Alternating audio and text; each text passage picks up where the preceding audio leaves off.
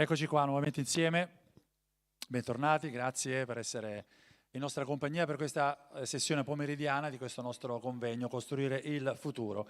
Questa mattina abbiamo esplorato il progetto Cittadella dello Sport, abbiamo cercato di paragonarlo, comunque di associarlo a quelle che sono le altre realtà come quelle di Valencia o nella testimonianza di Gherardini, quello che succede negli Stati Uniti, ma anche in Europa, Istanbul, eccetera, eccetera, il paragone con la Ghirada. Insomma, abbiamo fatto questo excursus del Dertona Basket di Tortona, cercando di paragonarlo a quello che succede nel resto d'Europa.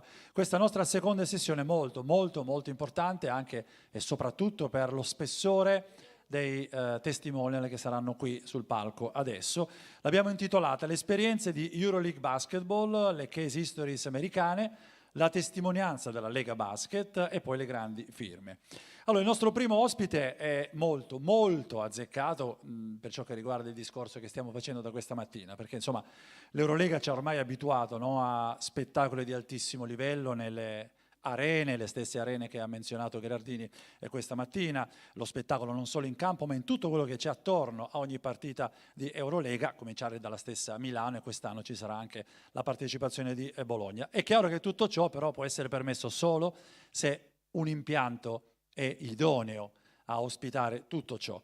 Allora, questa sessione pomeridiana l'apriamo con un ospite che di impianti se ne intende, perché lui è colui che nel suo incarico di Senior Competition Director di Euroleague va in giro in tutte le venues, in tutte le città che ospitano l'Eurolega, proprio anche per testare lo stato di salute, tra virgolette, chiamiamolo così, degli impianti. È laureata al Washington College in Economics, esperienze anche in Morgan Stanley, dal 2004 è in Eurolega, si occupa appunto di impianti, ma anche dell'organizzazione delle competizioni. Allora, diamo il benvenuto al nostro primo ospite pomeridiano, Diego Guillén.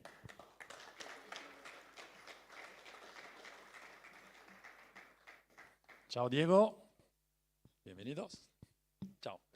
Bene, grazie. Diego, quella là. Ok. Ok, va bene. Thank you everyone. First of all, I would like to thank you, Tortona Basket, the city of Tortona, Andrea Bazzani, and the entire organization of Meet the Best to allow me to have here to present a little presentation about what we see and what we go through a little bit within EuroLeague basketball and what we expect to see and how to see the development of the arenas throughout Europe. So without any further comments, I'm just going to go.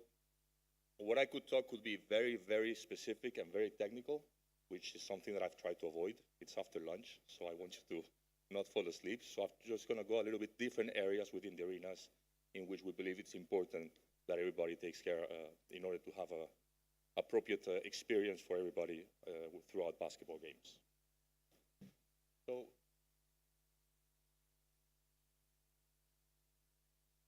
okay, perfect.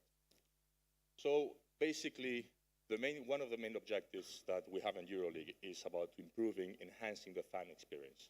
I'm not going to go a little bit too much into this, as my new CEO, Mr. Marshall Glickman, is going to go more over to this experience, but I'm just going to go some very little details that we believe it's important for the development and the growth of basketball and the experience that all the fans have when they go to see a basketball game. So basically, as you can see here, there are two different things that will enhance the experience of a fan. Basically is what the venue itself is composed of.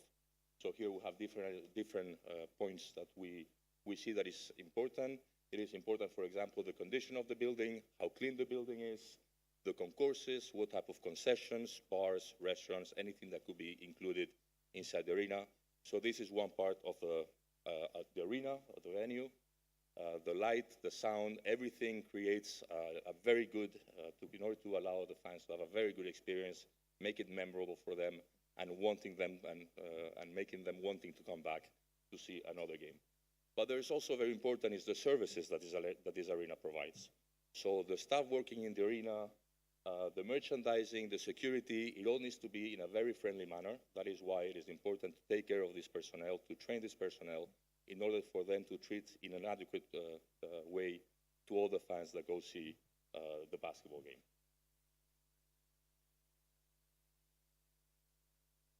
Sorry about that.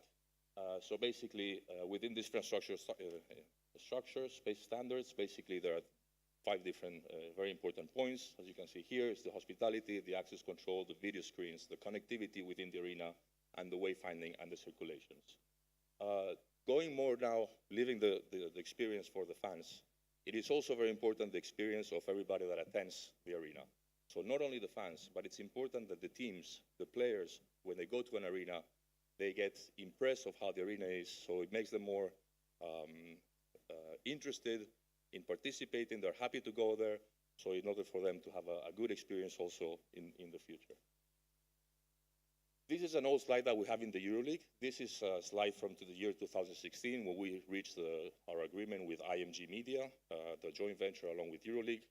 And this is, we believe that EuroLeague needed to have a better competition. Now, what is a better competition and how do we explain how we can define a better competition? So basically, the most important thing is we need to have in Europe, all throughout Europe, better arenas, which is the case that is happening here in Tortona, which in the very near future we're going to be able to experience to a brand new arena. We need to have better games, better calendar, better professionals within the club, and better marketing in order to get everything that is necessary to have a better competition, which at the end is the goal, to get the recognition that we have. If we continue here a little bit, this is the vision that we have, is to raise the standards and the experience of the existing guests in order to capture the hearts and minds of the next generation. So basically, we want people to fall in love, that they go to an arena, they go to a game, and after the game they come out, they're not only thinking about what game they saw, but what experience they had, how much fun they had, and how easy it was for them throughout the entire game. Now, if we go into the player core conditions, more specifically, and then I'm going to go through different areas of the arena here. So basically here we have 2 different types of arena. We have arenas that they just have a wooden floor and they're very limited. There's not much that they can do within there. If they want to do any other type of events, it's very difficult because the parquet gets damaged. And so that is something that it's old school, it's out of date. So they're losing the capability of hosting many other type of events in order to increase the revenues that the arena may generate. So on the top photo, you can see a photo of the Žalgirio Arena in Kaunas. It's top-of-the-art arena, really. It's an amazing arena, one of the best throughout Europe. And you can see here that they do, for me, when I make the calendars, it's one of the most complicated arenas. They have many types of concerts, completely full. So for me, it's actually a nightmare to create a calendar with them. But this is actually what we need. We need arenas to be able to not only have basketball games, but to have concerts, to have exhibitions, whatever you need in order to make the arena, to create revenues for itself. Here we go a little more into the basketball details. Like in the introduction, it was said, I go throughout the different arenas within Europe, not only to check the arenas of EuroLeague, but also the arenas of the EuroCup. In my 18 years at EuroLeague basketball, I have seen throughout Europe roughly around 50 different arenas. Some better than others, of course, but again, it is something that we need to do in order to make sure that the level of the competition gets to that certain level. So the arenas must meet the requirements that we have within the EuroLeague. So this is a very simple example. One of the things that we learned from the NBA is next to the baskets, when the players are going through a fast break, there needs to have some way of escape for the players. So in order basically to make sure that the players do not get injured in a silly way. So one thing that we created, as you can see on the left side, the stands are completely attached to the baskets.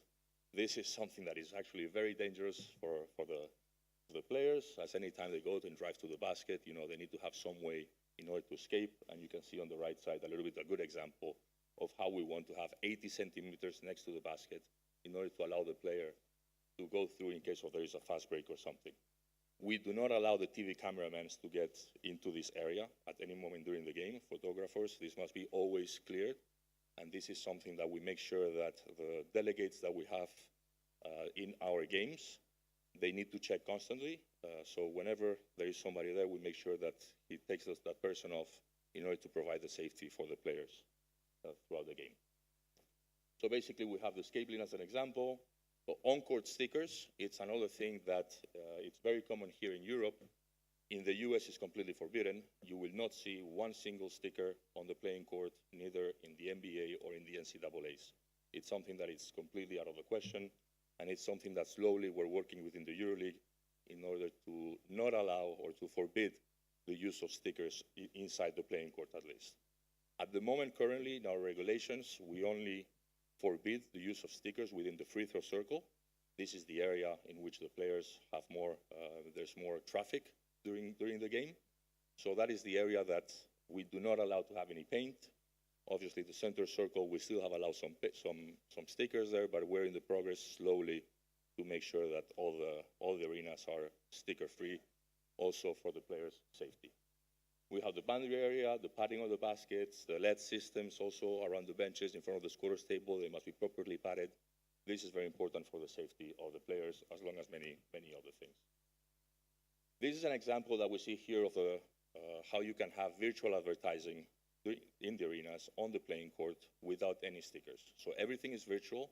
Nowadays, with the technology that we have, it is available that we can have even different advertisings in the same position for different markets.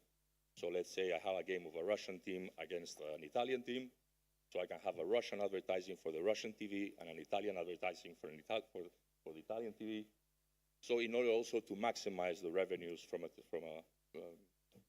sponsoring point of view. So here you can see, for example, underneath the scoreboard, the logo of the club, and on the upper corner, they seem like regular stickers. Everything is done electronically through advertising, ad hoc advertising. The sitting balls. Sitting balls, basically, we have different realities within basketball. We believe that the fans, when they go see a basketball game, they must have a perfect seat to get a better view and a perfect view of the basketball game. So this is an example on the left, how a round bowl will grant and allow all the fans to be able to see clearly the basketball court.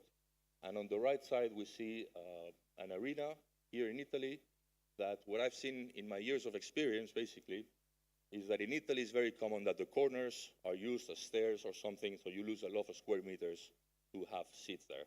So this is very, very typical here in Italy. Hopefully this is something that is going to change in the future in order to have a complete ball surrounding and increasing the visibility for all the fans. Going back to here, I have a little anecdote. Once, a few years ago, when we had Bambit Bandirma joining the Eurocup, they had a very tiny arena, and it was about 1,600, 1,800 spectators. And the regulations for the Eurocup was minimum capacity of 3,000 seats. So they did, throughout the summer, they did some refurbishments in the arena to increase the quality of the arena and everything, but they couldn't change the main structure of the main basketball hall. So what did they do? They made smaller chairs.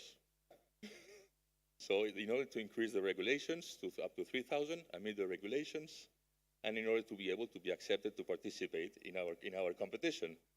But again, this is, and I had to watch a game there, and I wasn't very comfortable throughout the game. So this is something that the seats that you provide in an arena, it's also very important for the fan.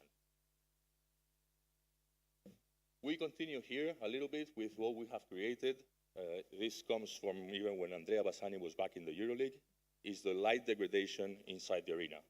It is very important that the show is the basketball court, and slowly there's a degradation within the stands. We don't want the stands to be fully black, because we understand that it's good to see the passion of the fans throughout the game, but we don't want them to be just as clear as is the basketball court. So this is an example of how we degrade the amount of luxes in the arena, depending on how far you are from the playing court. So on the playing court, you have 100% of arena luminosity, and then from the first row, there's already an 80%, 20% degradation. From row 1 to row 7, we decrease to 50%, and so, in order to have the TV cameras and everybody concentrated on the basketball court, but at the same time to be able to show the experience and the emotions of the fans throughout the basketball game. This is just a little photo about the Final Four, the pregame show that we create. And here is something that is very important. It's also, in order to be able to create nice shows before the game, it's very important that the arenas have restrike capability. This means that you can turn the light off and light on, and within seconds you are in full exposure, so you can continue the game right away. This is very important in order to be able to have a good team presentation before the game, or pre-game presentation, at halftime to have some shows, at timeouts. So this is something that it's also very important. The lighting in the arena, it's very important. It increases the visibility for the fans, for the players, and also for the TV. In the arenas that they don't have this system, we always have some, I want to say complaints from our TV partners, is because once we start with the pregame show, and the show finishes, we turn on the light, it takes a couple of minutes, then the cameras, they need to adjust a little bit, it takes a little minute to make sure that the cameras get the right visibility, the right brightness, in order to be able to show a proper image.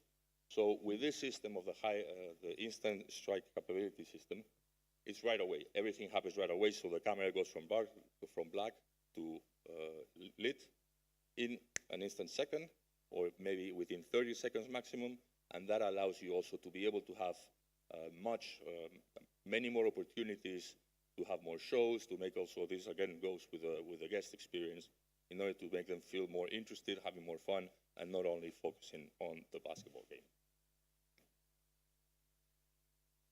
Courtside seats. This is something that we've had it now for a number of years in the EuroLeague. It's also, when I started in the EuroLeague, I was completely against the courtside seats. Marshall, you know this. I come from the competition point of view. I wanted to make sure that the rules were met, and we didn't want to have any problems. And I came with the idea that the US is different than Europe. So in the US, the people are always encouraging the teams, the fans, and everything, but they don't curse so much to the opposing team. So they're more about encouraging the team more than degrading the opposing team. And I was afraid. I was afraid that actually the fans here in Europe will behave completely differently, and we'll have a lot of problems between the players and the fans. Throughout the years, and with experience, and also seeing how the behavior of the fans throughout Europe has evolved, it's something that now I'm very fond of. So I'd rather have people sitting next to the playing court than actually having advertising boards in front of the benches, for example. So this is something that I believe it's very important. It creates a major increase in the revenues of the ticketing from the club, and this is where the club can actually take advantage of it and generate more revenues. Another way of generating more revenues, as you can see on the right photo, I don't know how clear it is for you guys to see, but here we have a bunch of Hollywood actors. Having celebrities in these seats, it doesn't only mean that the media, the TVs are going to focus on these people, so they show that these fans are actually, the celebrities are actually enjoying the basketball game, but also it makes the person that, I want to sit where this guy is sitting. I want to feel the same experience. So that is another opportunity with the courtside seats, is to be able to have all the celebrities and to make everybody feel like they are a celebrity. This is something that we've seen in the past in the 80s at the Forum in Los Angeles Lakers with Jack Nicholson. I believe he was the first one to really start with making these seats popular. And really, I think we believe that this is a very important and a very positive way for the club to increase the ticketing revenues generated throughout the games. Hospitality areas. So within the arena, there's not only the main ball. We have everything surrounded the basketball court. And this is also very important for the experience of the fans. So within the hospitality areas, these are two different photos. One of them is from Belgrade from this past Final Four, in which here it was open air, obviously very big.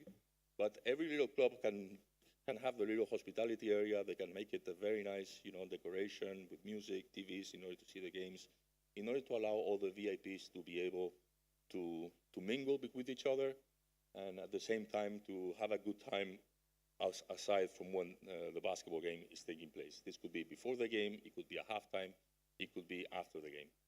In France, for example, it's very typical that after the game, all the sponsors meet and they have a dinner together, and the players come through there to say hello a little bit to the sponsors, more like a little bit like the NBA.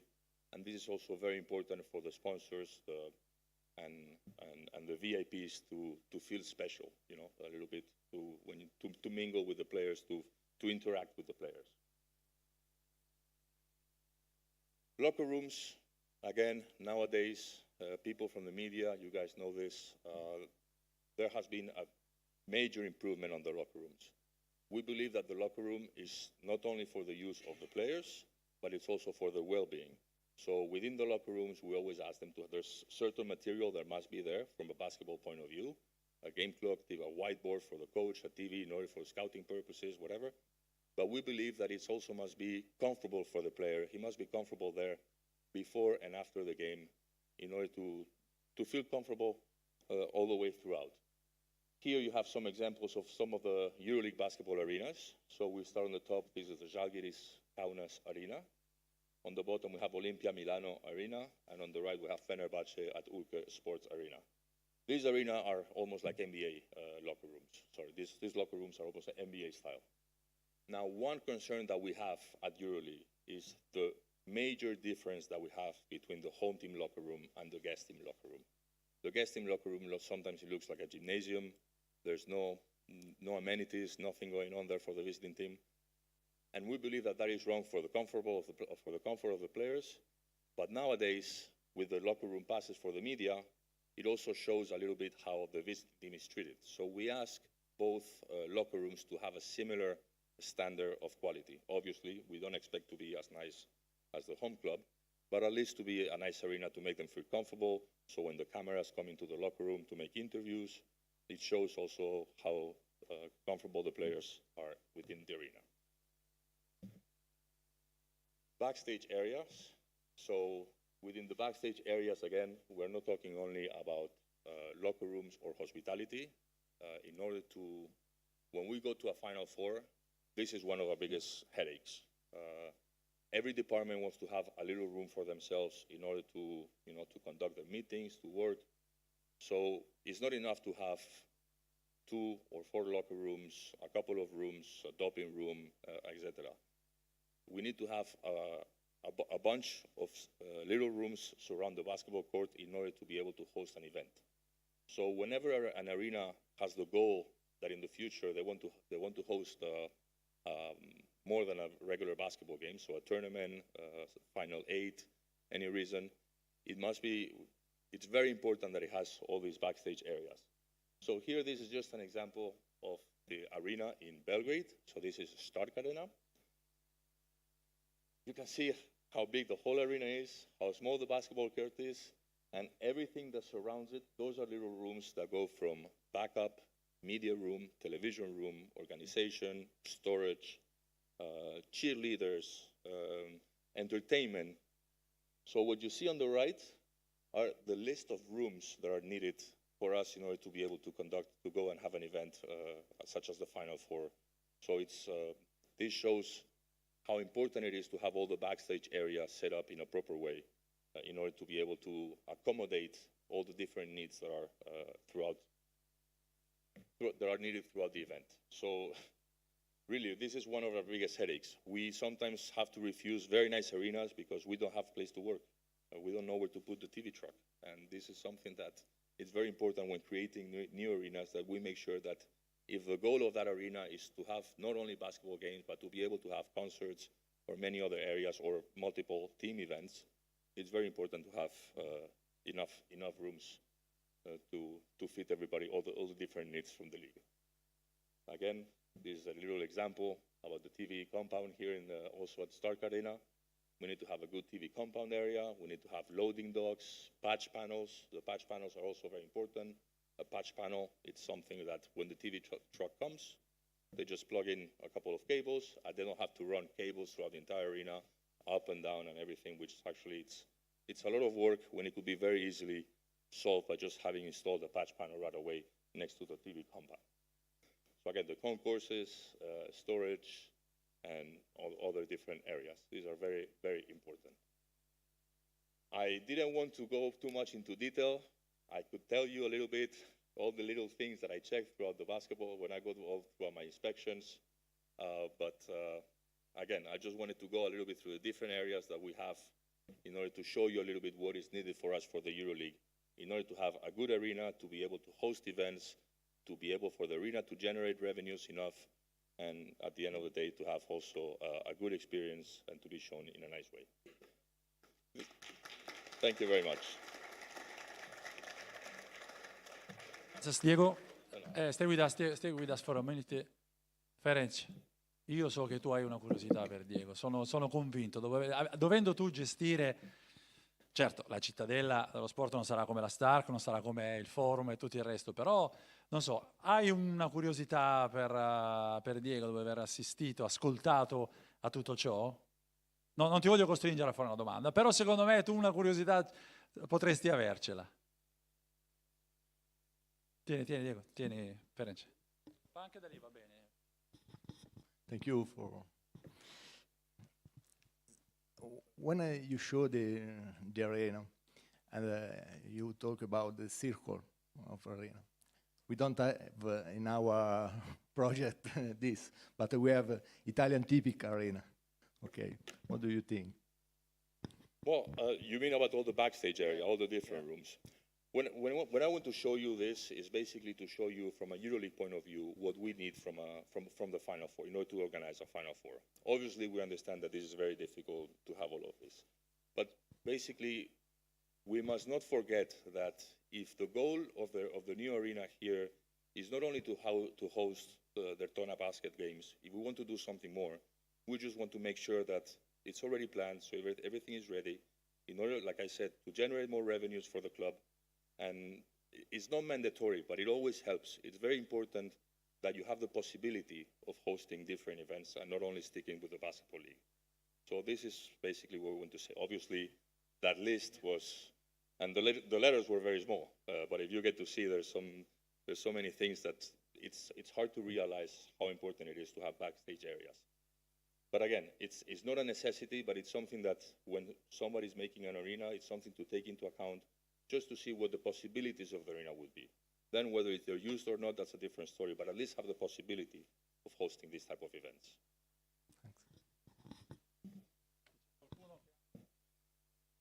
Qualche curiosità da Diego, altrimenti lo congediamo. Va bene così? Muchas gracias, Diego. Muchas gracias. Grazie.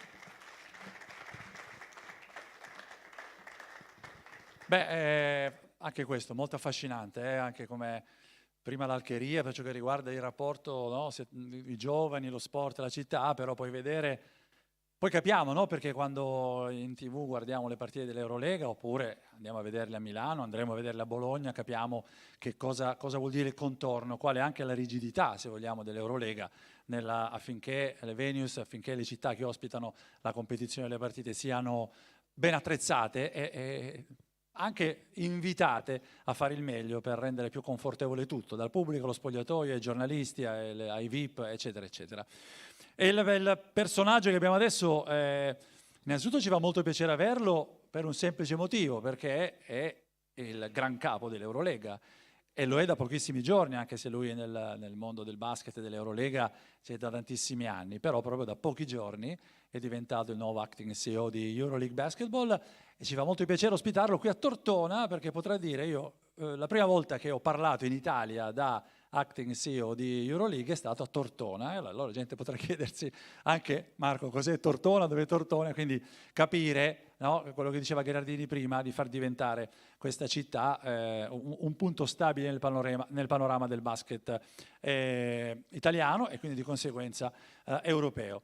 E allora vi ho detto che lui da pochi giorni è è acting CEO di EuroLeague Basketball. Dal 1988 è stato ai Portland Trail Blazers come VP Business Development, dal 2002 è advisor di EuroLeague, nel 2004 ha creato la sua società G2 Strategic, che come clienti ha l'Eurolega ma anche la Liga, il campionato di calcio spagnolo, il campionato di calcio francese, la Ligue 1, ma anche l'ATP per ciò che riguarda il tennis, e veramente ci fa molto piacere perché come prima uscita italiana, europea a questo punto anche dal nuovo ruolo che ricopre, e chiamare qui sul palco e salutarlo Marshall Glickman.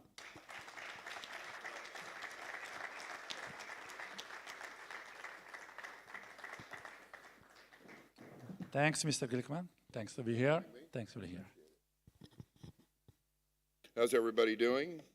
Good lunch. Thank you for that. Appreciate it. See how I do this? Okay. Thank you. Where's Andrea? Andrea, thank you. Oh, there you are. Thank you, Andrea. Thank you to the Gavio group for hosting this. I appreciate it. Thank you for the plane flight over. It was amazing. And congratulations to the Tortona Lions. I think you had a pretty good year last year from what I heard. And you have a really interesting project, so I'm looking forward to seeing that tomorrow. What do you call it? The, how do I say it, Andrea? The Cittadella? Is that the right way? Della Sport. Okay, so it's a cathedral for basketball, which is wonderful and awesome to see that here. So Andrea called me about maybe 2.5, 3 months ago. He said, would you come to Tortona to meet with you? And at that time, I was the CEO of a small consulting firm based in Portland, Oregon. Does anybody know where Portland, Oregon is? Two people? 3 people? Yeah. It's the home of Nike. It's the home of Adidas America. And it's the home of my beloved Portland Trailblazers, where I was once the president. And at that time, I said, well, Andrea, that's a long ways, you know? And he said, you should come anyway. And that was the plan. What we didn't know at the time was that I would be living in Barcelona. It made for a shorter flight. So I got a very interesting and unexpected phone call maybe shortly after we talked for the first time, Andrea. And that led to me becoming now the CEO of EuroLeague Basketball. And this is a very, very complicated job, I can promise you. So I'll try to make everybody happy. It's not possible, is it? So now I wear 2 hats. I wear the hat of G2 Strategic still, because we are continuing our work with La Liga. We've been doing work with La Liga for really the last 5 years now on various business aspects, and in particular now, you probably all have read about the big investment that came from CVC. And so now the question is, how do they utilize the funds? How do the clubs take that money and spend it in a way that's going to bring back a proper return? And so I'm involved in that kind of a conversation with La Liga and certain of the clubs. We are also engaged by our friends at FC Barcelona. So FC Barcelona has been talking about a Nou Palau, a new arena, for what, 10 years? More than 10 years, Diego says? Okay, 15 years, something like that. So, as you know, the EuroLeague bylaws say you have to have 10,000 seats to play at EuroLeague, but there can be an exemption if you're working on a new project. Well, they've been working on a new project for 15 years. We were engaged back in August to work with FC Barcelona on that project, and we were given an arena that was designed to look at, and we were asked to analyze the feasibility, the economic feasibility of that project, and the conclusion we came to was this is not an economically feasible project. And we came to the conclusion that you're going to have to basically start over again, and they agreed. We completed the feasibility process back in December and thought, because as you know, Camp Nou is being renovated to the tune of $1.5 billion. And we thought, well, this project's going to sit in the shelf for a while, the arena project, until Camp Nou gets off the ground. However, one day, President Laporta was sitting in his office, this is a true story, and he was looking out the window, and he saw empty ground, dirt. And that prompted him to begin asking questions, what is the status of the arena? And that has led to the Nou Palau becoming now a very high priority, and we are making really pretty quick progress. And I would predict that there will be a new 18,000-seat multi-purpose arena in Barcelona, opening in about 3 years, maybe 4, but hopefully 3. So I'm very involved also in that project, in addition to wearing my other hat as now the Chief Executive Officer of EuroLeague Basketball. So much of my career has really been about the development of arenas, because when I was a young man, the Portland Trail Blazers. I was a mid-level executive for the Trail Blazers, and the Trail Blazers were sold to a gentleman named Paul Allen. Paul Allen he may rest in peace. He passed away 3 years ago, but at the time was the co-founder of Microsoft, together with Bill Gates. So Bill Gates had 40 billion, Paul only had 30, but you know, what's 10 billion? He always had a passion for basketball, and he acquired the Trail Blazers in 1988. And we began to talk to Paul Allen about the need for a new arena. Now, this could be pertinent to your project here, so you understand. Portland, Oregon, at the time, was the 4th smallest market in the NBA, so it's a relatively small market, not as small as Tortona, but still relatively small. We had the #1 smallest capacity in the NBA. We had 12,888 seats, which by NBA standards is very small. However, we sold out every game for 847 games in a row. And when I say we sold out, I mean we sold out. There were no free tickets. And that is, I think, still stands as an American sports record and something that I'm more proud of even than our championship in '77, to be frank. But nonetheless, we thought we now had a time where, because demand was so much greater than the supply of seats, that it was a reasonable time to talk about a new arena. So we went to Paul, and Paul said, okay, let's pursue this. Let's do feasibility. Let's study the economics of doing a new arena. He ultimately said, I will make a down payment. The down payment that he was willing to make was $46 million, but the project was $262 million, which in today's dollars is probably, anybody do the 700 million, something like that? Back then, late 80s, early 90s. And so he said, here's my 46. Now you got to go figure out how to pay for the rest. And he also said, do not come back to me and ask me to sign anything that guarantees repayment of any loan instruments. So we had a big challenge because we had to figure out how to borrow what was close to 200 million ultimately, because we did get the city to put in some, but only for infrastructure outside the arena. And we had to figure out how to borrow that money, but with no collateral from one of the richest men in the world. And that meant that we had to come up with this concept called contractually obligated income. And that means that when somebody, a company, signs a contract for a suite or for a club seat or for partnership, I call sponsorship partnership. I don't use the word sponsorship. So partners, which in those days begin to be naming rights included, that the sum total of those contracts would be enough, we thought, to convince a lender to loan us the money, because they knew that that money was very, there wasn't a lot of risk attached to those monies coming through. Ultimately, we were able to get a rating from Standard & Poor's, an investment grade rating, as well as Fitch. And that meant that we had a credit-worthy project when we went into the market.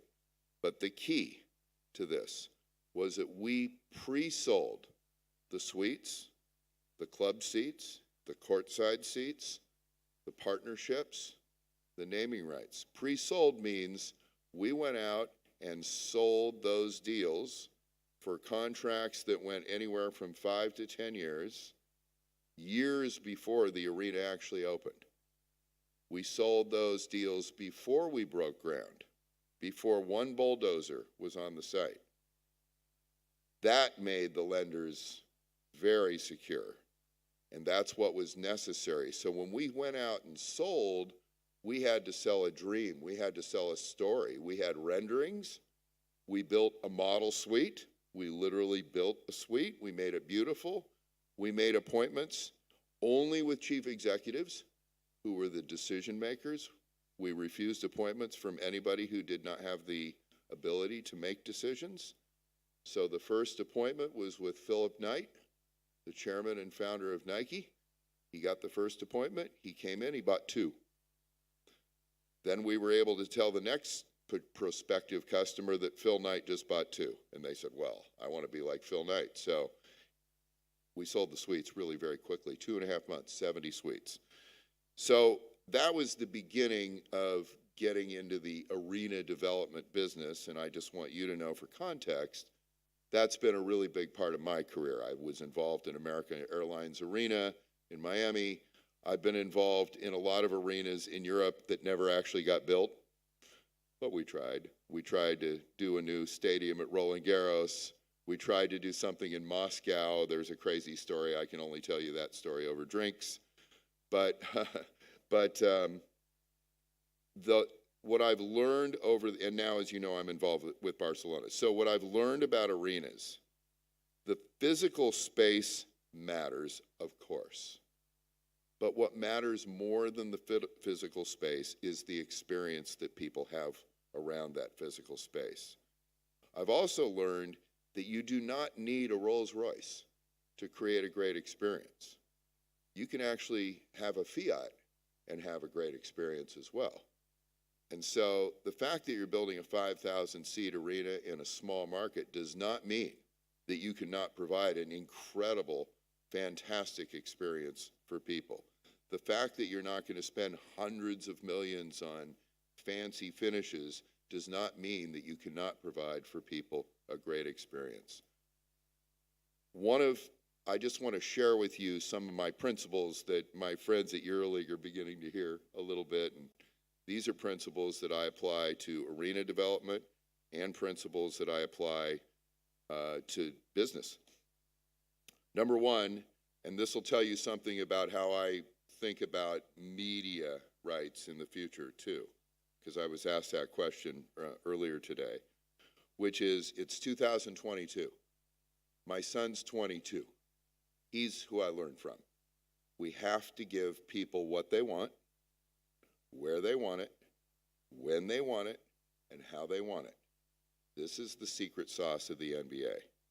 So the days where we sell media rights, for example, where the media buyer gets everything and controls everything, in my opinion, going forward, those days are over. Because my son wants to look at highlights. He wants them within seconds of when it actually happened, immediate gratification. He wants to follow players, no matter where they are. When he's watching one game on this screen, he wants to watch a different game on this screen. When he's watching something on his phone, he might be looking at something on a different screen on an iPad at the same time. He wants to see the greatest plays. He doesn't want to sit through an entire game. The NBA now, you can buy NBA packages now where you only get the fourth quarter. I know that seems strange to people. I know there's a lot of people who love the game traditionally who are against that, but I'm just letting you know this is where we are as a business, and this is where I think we have to go as a business. And that means that when you ask people to come into your home, your arena, you have to give people a communal experience. It's not any longer about a chair and sitting there like this watching a game. Because I can tell you from my own research, and my research is I have a 22-year-old boy. That's it. He's my research. And my boy will not sit in a chair like this for 2 hours watching a basketball game or a football game or a baseball game or anything, or a concert. They want to move around. They need to be connected the entire time. You need to provide connectivity. Tortona, Barcelona, you have to have connectivity. If you don't, it's not going to work. That connectivity, the second screen experience here, has to be additive to the experience. Okay? So, Seattle, our friends, oh, I forgot about my slides. You don't want to see my slides, they're boring. Oh, thank you. Oh, that's you. Where's my slides, Andrea? There it is. This arena, I'm not going to show all my slides. I don't like my slides. This arena right here is Palm Springs, California. Anybody? This is Palm Springs, California is near Los Angeles. It's like in the summer about 125 degrees. This is hot, hot, hot, hot all year. You know what this arena is for, Humberto? Hockey.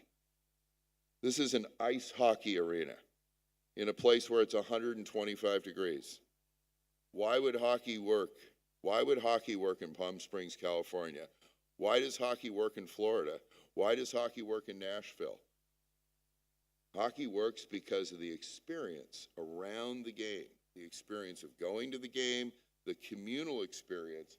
And so this arena, this is kind of not the greatest rendering, but this arena is almost completed. They've already sold, this is a minor league hockey team now. This is not the NHL. This is the AHL, the next down. They've already sold 10,000 season tickets. Season tickets. Basically, I think there's 11,000 seats, so they've got about 1,000 seats that they can sell in other ways. They've already sold it out. Why? You think it's because people came running out of their houses excited because a hockey team was coming to town? No. In fact, there's no other place to skate. There's no skating rink in Palm Springs, nowhere to skate.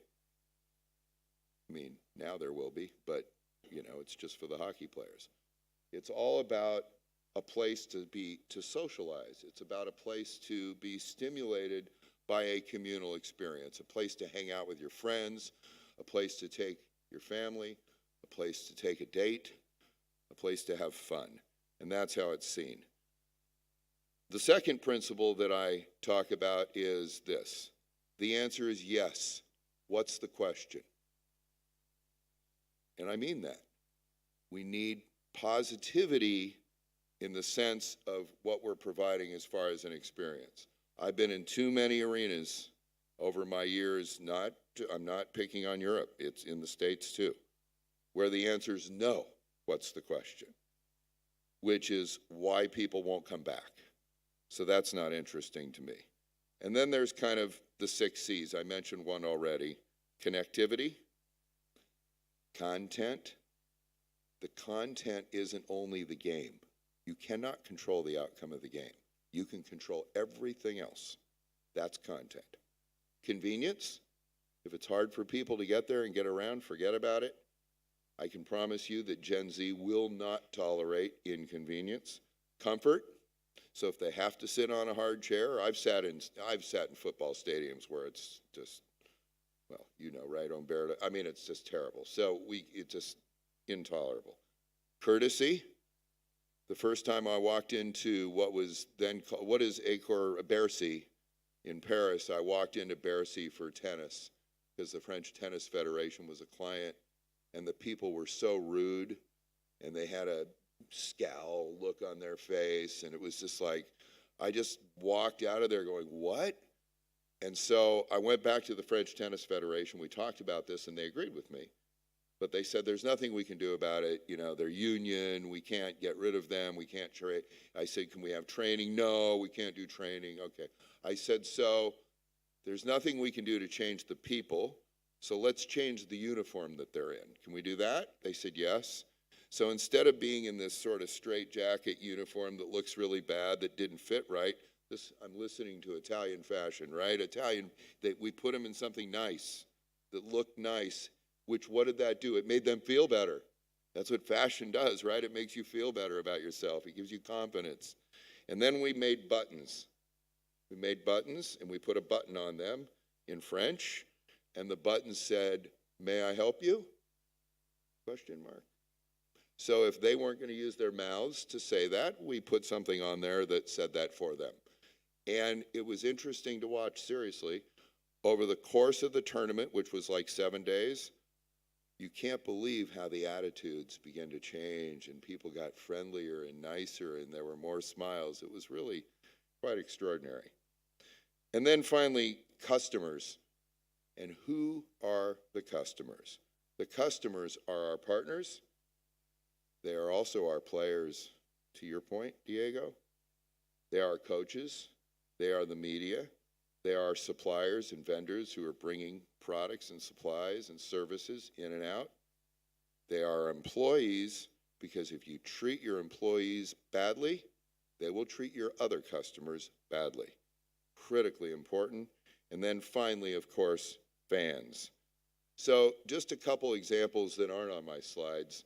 There's a new arena in Seattle, Washington. It's called Climate Pledge Arena.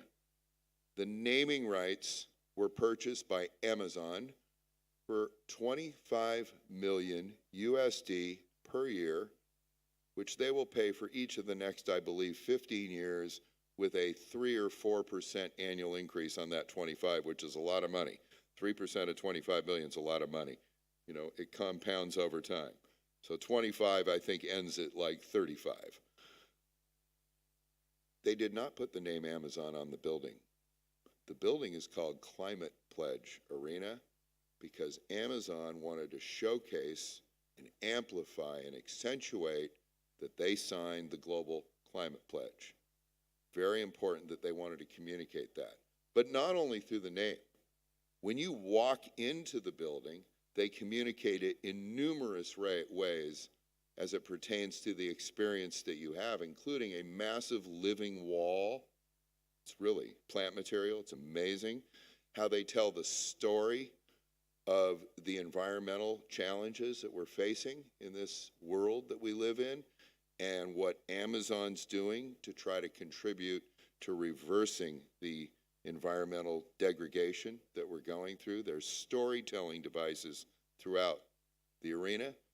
The arena is wallpapered in digital, which means that they can tell stories. They have the platform to tell stories, to communicate. It's really quite extraordinary. They also do it with technology. So I took my son there, my 22-year-old, to see the Eagles. Andrea likes the Eagles, I think, right? It's our era, yeah. So I take him to see the Eagles. I kind of had to drag my 22-year-old. It's not really his thing, but I said, hey, it's the Eagles. You need to see the Eagles before they pass, right? And so there's 18,000 people. It's packed. And we came into the building, and there's like 10 minutes to go before the concert, and we wanted to have a beer. So normally in a U.S. arena to get a beer, you're going to be in line for about 30 minutes. By the time you get to the front of the line, you pay the money and get the beer and go to your seat, you're going to miss about the first 3 songs.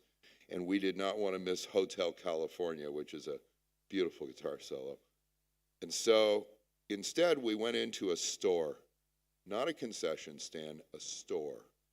And the store utilized new technology from Amazon. So I took my palm and put it over a reader because I had pre-registered. I did take care of that. So it recognized me through my palm and the gate opened. I walked through the gate. I went up in the store and I took 2 beers. 1, 2, and I walked out. I didn't pay anybody. Within 3 seconds of walking out, there was a receipt on my cell phone for the beer I just bought. It knew. The little cameras, the little sensors knew and associated my purchase with my palm print and my phone. Incredible. 27-second transaction. 27 seconds. Sales, they're outselling every other arena in the United States by a significant amount because of the convenience, back to the C's I was mentioning, because they were making their customers really happy because now I didn't have to miss any of the concert. And so now there was an intermission. Normally an intermission isn't long enough to go stand in line and get a beer again, and so you're going to miss another song. Nope. Went back, had our second beer, just walked in, just walked out. Fantastic. There's so many examples like that. I'm going to give you one more example from the same arena, and I'm beginning to see this, because security in Europe, big deal. It's a big deal, right? Patriot One. I'm not here to sell Patriot One, okay, because they have competitors, but the idea of it. Normally, we now have magnetometers in our arenas like in airports.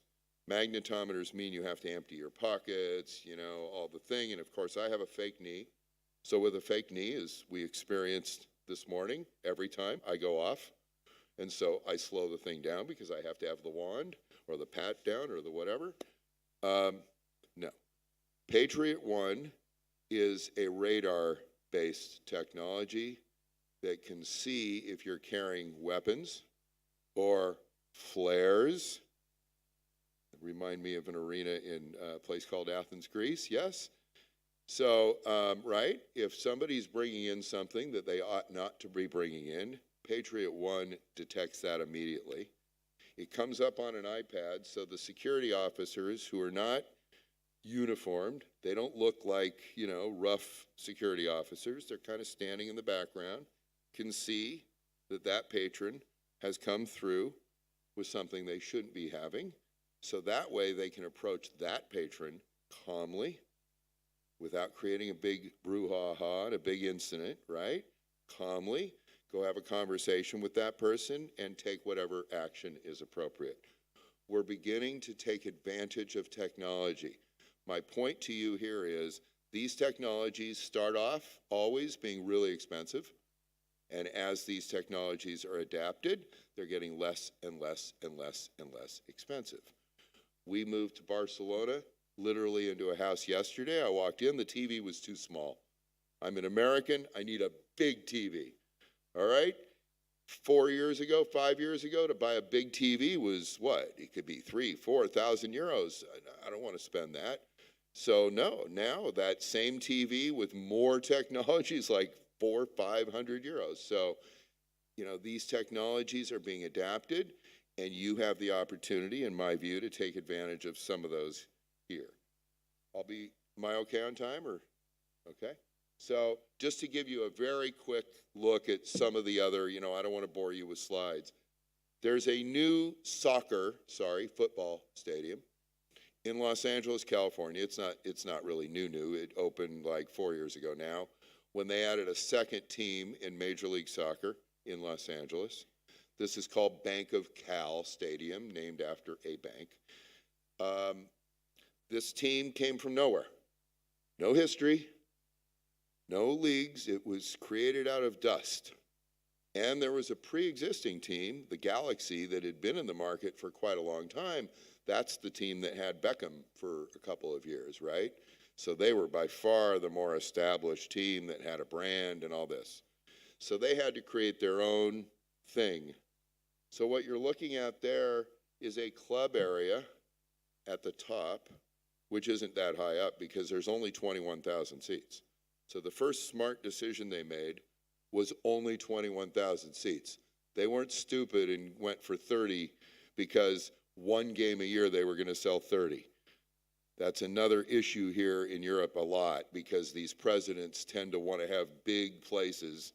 You're very smart to keep the scale modest and viable. Fill the 5,000. Much better experience than having 5,000 empty seats on top of the 5,000 full seats. Much better experience. My father taught me that. You can't see it here. There's a swimming pool there. There's a swimming pool there. Okay, so the point is, this is a happening place. Only maybe 100 people have access to this, but that's not the point. The point is, those 100 people are up there having a good time, right? They're taking pictures, and they're sharing it on social media, and so they've established as a brand that going to Bank of Cal Stadium is cool. And that cool factor has picked up throughout LA. What's interesting? They sell way more tickets than the Galaxy. Way more, they do way better than the Galaxy as a business. Everybody wants to hang out at Bank of Cal Stadium because it's a hangout. Then what happens? Oh, they start becoming soccer fans. Oh, I kind of like this game. This is all right. So slowly, we turn kind of casual fans into more serious fans, ultimately maybe even to avid fans. So there's kind of a chain of events, that can follow. This is the fifth serve. This is where Giannis plays. How do you say his name? I can't ever say it. I can't do it. What's really cool about this place is this out here. That's outside the arena. And this is cold. Milwaukee's cold. It's really cold, like Milan can get in the winter. It's cold there. It doesn't matter. People come with their winter coats on, and they're partying. So what they've done there is they've created this awesome space outside. You know how much it costs? A lot cheaper to build space outside, isn't it? There's no walls, there's no roofs, there's no HVAC, there's nothing. It's just a big plaza. So that's where the party happens there. This is a small arena, so we're coming back to small arenas. This is a place called Savannah, Georgia. Very tiny arena. I think it's like 6,000 seats. Also developed by Oakview Group, the same developer as Seattle. And here we are. Guess what anchors this little arena? Hockey, Umberto. Another hockey building. There's no tradition of hockey in this place. None. They're creating this really cool experience. And that's what they're selling. I'm going to pass on this. This is Snapdragon Stadium in San Diego. So this is a new facility for football, for soccer, okay, that's happening. So you can see it's all happening out here. This is what they've done with premium seating at Hard Rock Stadium in Miami. New concepts in premium seating, you can see, are beginning to happen. This brings in a new kind of customer who wants a different kind of experience. It's still premium, but it's not old school premium. It's not white tablecloths. It's not all fancy. It's more open, where people can gather, where people can interact. These are the kinds of experiences that we're beginning to learn. This is something that's not yet built in Anaheim, California, right next to Disneyland, but it's the new Honda Center that's going to be the new home of the Anaheim Mighty Ducks. Hockey, Umberto, all these hockey buildings, right? But you can see what's happening. Look at that. And it's just all about what's happening on your way into, and that's an opportunity that I'm going to learn more tomorrow when I see the site, but that may be an opportunity that you have here that has nothing to do with adding cost to the building. It can just be what's happening sometimes outside the building. Can make experiences now coming to Spain. Here we are. I know my friend from Valencia is here. This is an awesome project. And I can tell you now, wearing my EuroLeague CEO, there you are, wearing my EuroLeague CEO hat, we're really excited about this. This is great. We need more venues like this that showcase the possibility. And it's an exciting market. I haven't been here yet, but I can already tell, and I'm a pretty good critic on these things sometimes, but I can tell I like it because it's so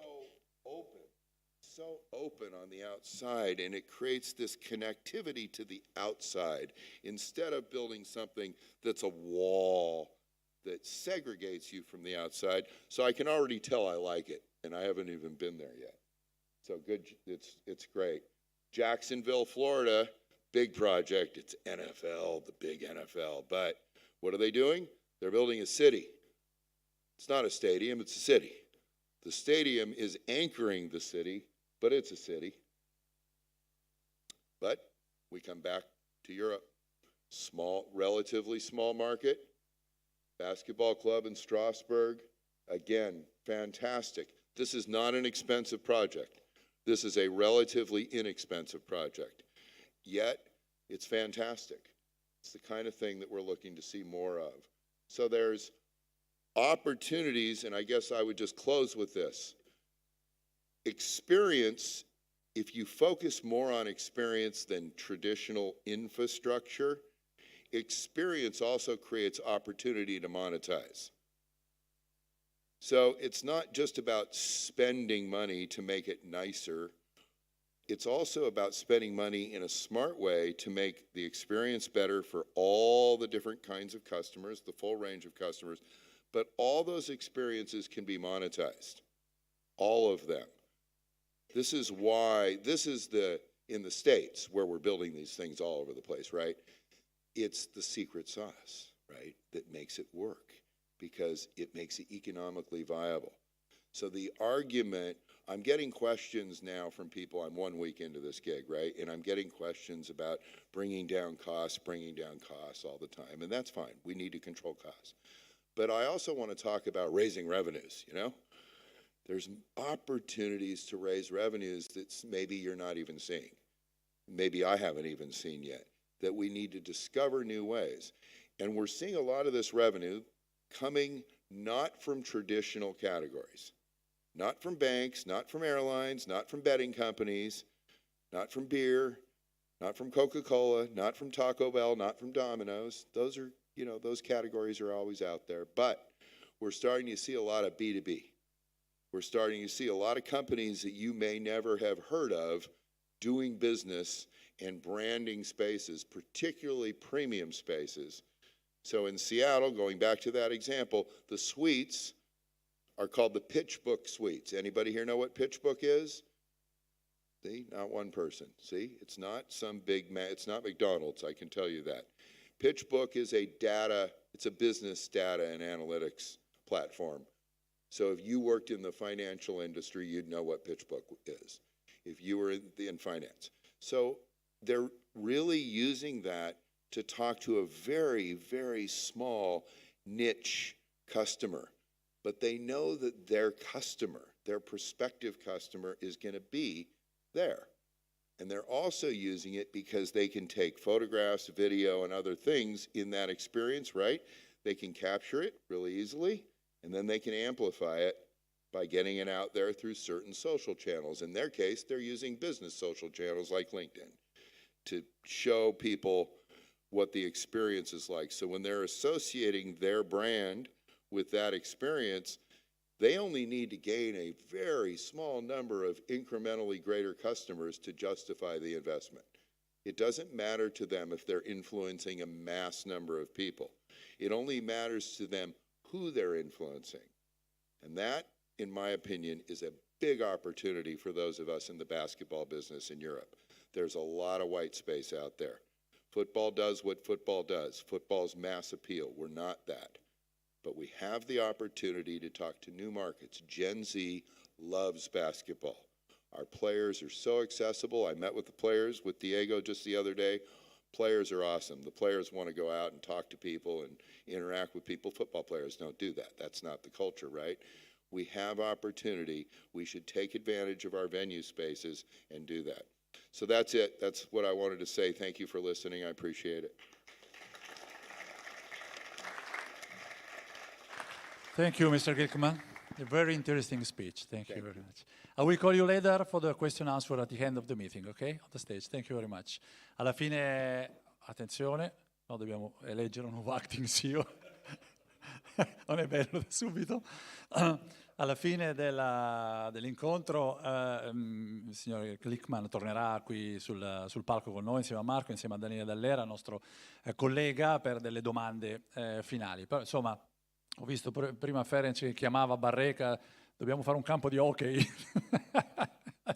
Ha risvegliato anche antichi interessi proprio e passioni del prossimo ospite che abbiamo qui. Intanto volevo chiamare Luca Chiabotti qui sul palco, che è uno dei fondatori di A Better Basketball. Ciao Luca, organizzatore ovviamente anche di questo evento. Luca, prendi pure posto, perché lascio a te il compito di puntare i riflettori su un nostro ospite che ha un ruolo molto importante, perché deve deve tirare le redini della Lega Basket italiana.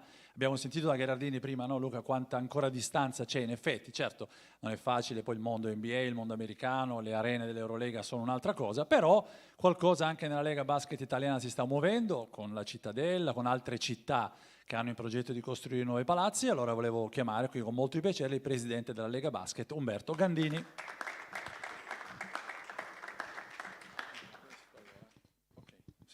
Ciao Umberto, buonasera. Comodo. Io mi metto là.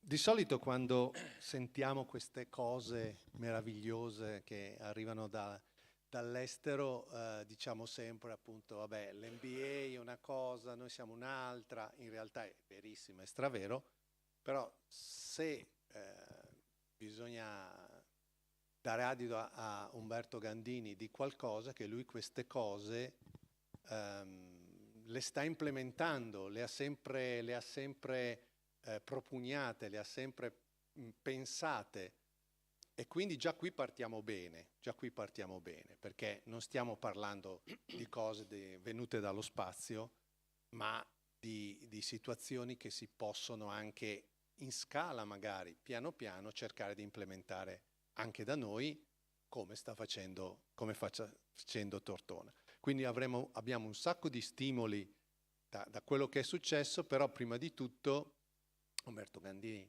lo sapete, è stato per 23 anni al Milan, 2 anni amministratore delegato della Roma, è arrivato nel basket tipo una settimana prima del lockdown.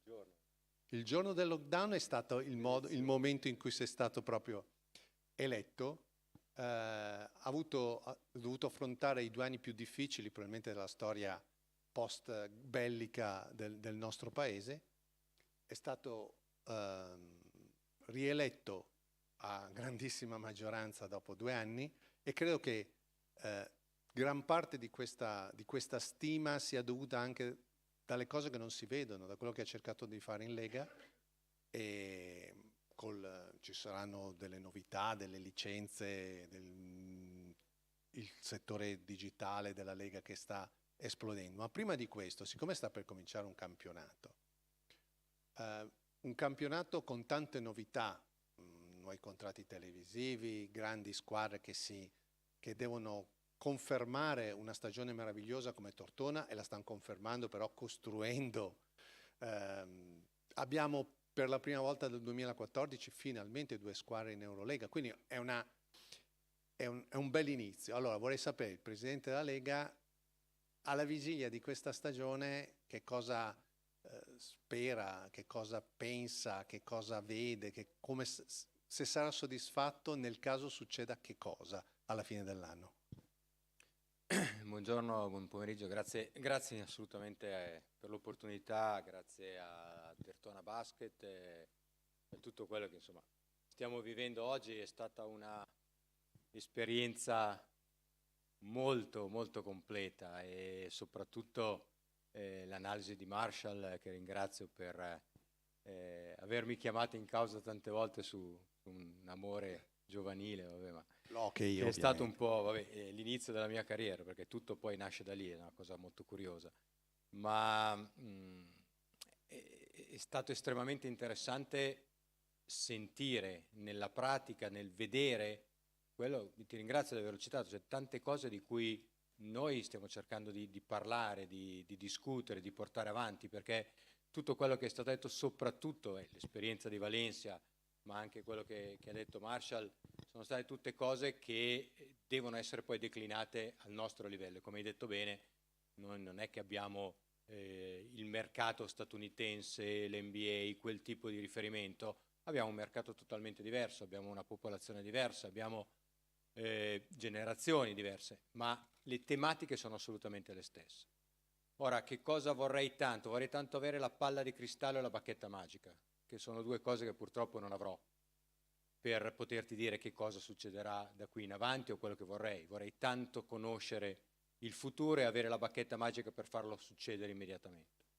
Noi cerchiamo di seguire un percorso. Il percorso che noi abbiamo si rivolge ovviamente, come tutti, la parte che riguarda gli eventi sportivi, la parte dell'intrattenimento e quant'altro, dal campo e fuori dal campo. Il campo è un lavoro che spetta alle 16 società. Le 16 società hanno fatto, soprattutto nei 2 anni della pandemia, 2 anni e mezzo della pandemia, un lavoro straordinario.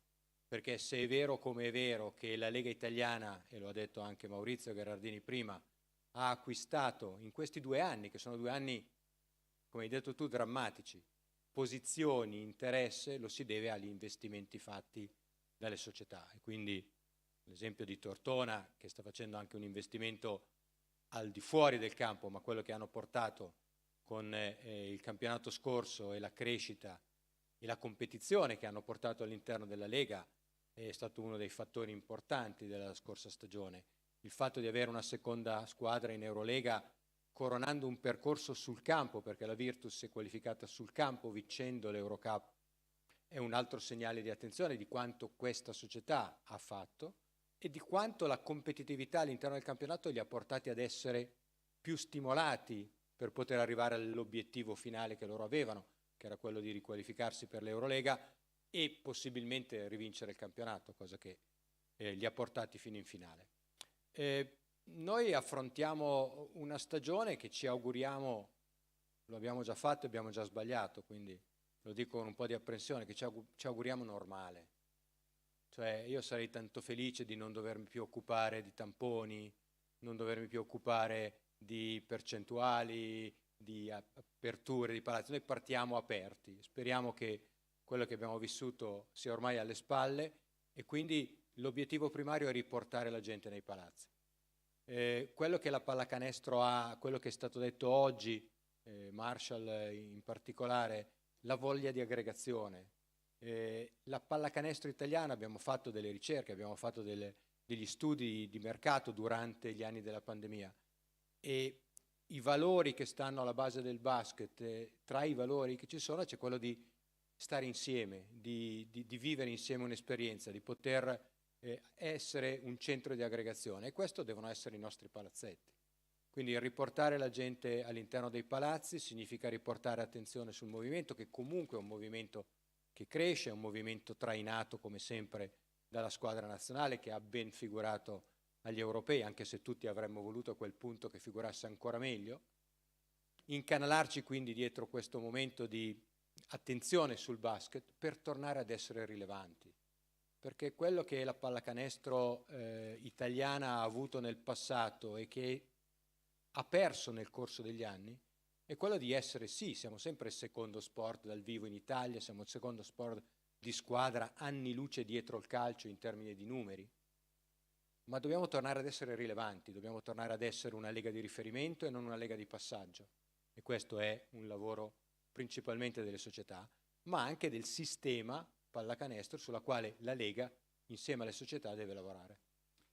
Nel tuo lavoro in questi 2 anni, lavoro magari nascosto, c'è stato quello delle licenze, quindi di determinati criteri che le squadre dovranno ovviamente adempiere per poter fare il campionato di Serie A, che non significa soltanto un palazzo, non significa soprattutto professionalità all'interno delle società, che è un po' quello che diceva anche il nostro ospite. Parlando di impianti, cosa in cui la Lega non può fare quasi nulla perché è solo Tortona, anche questa è una cosa che forse va rilevata. Quando sarà pronta la cittadella dello sport, il Tortona Basket sarà l'unica squadra in Italia ad avere un palazzo di proprietà. Quindi è un altro record, ce ne sono stati in passato, quelle proprietà non ci sono più, e quindi è come un nuovo, diciamo, una rinascita. Ecco, considerando che voi con molte strutture pubbliche, con quello che comporta, non potete agire più di tanto, ma in quest'ottica di licenze così, sugli impianti, che cosa può fare la Lega e cosa vuole fare la Lega? Ma intanto, come dici bene, il processo che abbiamo portato da quest'anno, che è diventato anche appunto un documento federale, cioè il fatto di avere tutta una serie di criteri sia infrastrutturali, organizzativi, gestionali, finanziari in regola per competere nel campionato professionistico, significa avere attenzione a quelli che sono i nostri clienti, tifosi, attenzione verso i giocatori, verso gli staff tecnici, verso i dirigenti, per far sì che il sistema sia un sistema costruito per gestire al meglio il prodotto.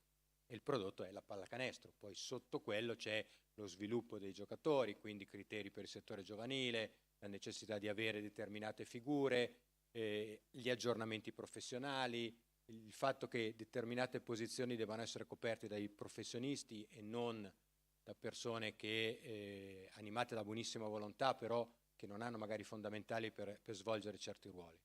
E questo è anche per stabilire che il passaggio che c'è dalla A2, che è dilettantistica, al professionismo, non possa essere semplicemente lasciato al risultato del campo, perché parlando di infrastrutture evidentemente c'è una regola sulle capienze dei palazzetti, però più di tanto noi non possiamo, come dire, imporre o spingerci oltre, perché appunto la stragrande maggioranza, se non la totalità maggioranza dei palazzi oggi in essere in Italia sono palazzetti di proprietà comunale, sono alcuni gestiti da società professionistiche, mi viene in mente Trieste, mi viene in mente Varese, ma sono comunque di proprietà proprietà comunale e sono ambienti sui quali non è possibile quasi spostare una sedia, voglio dire.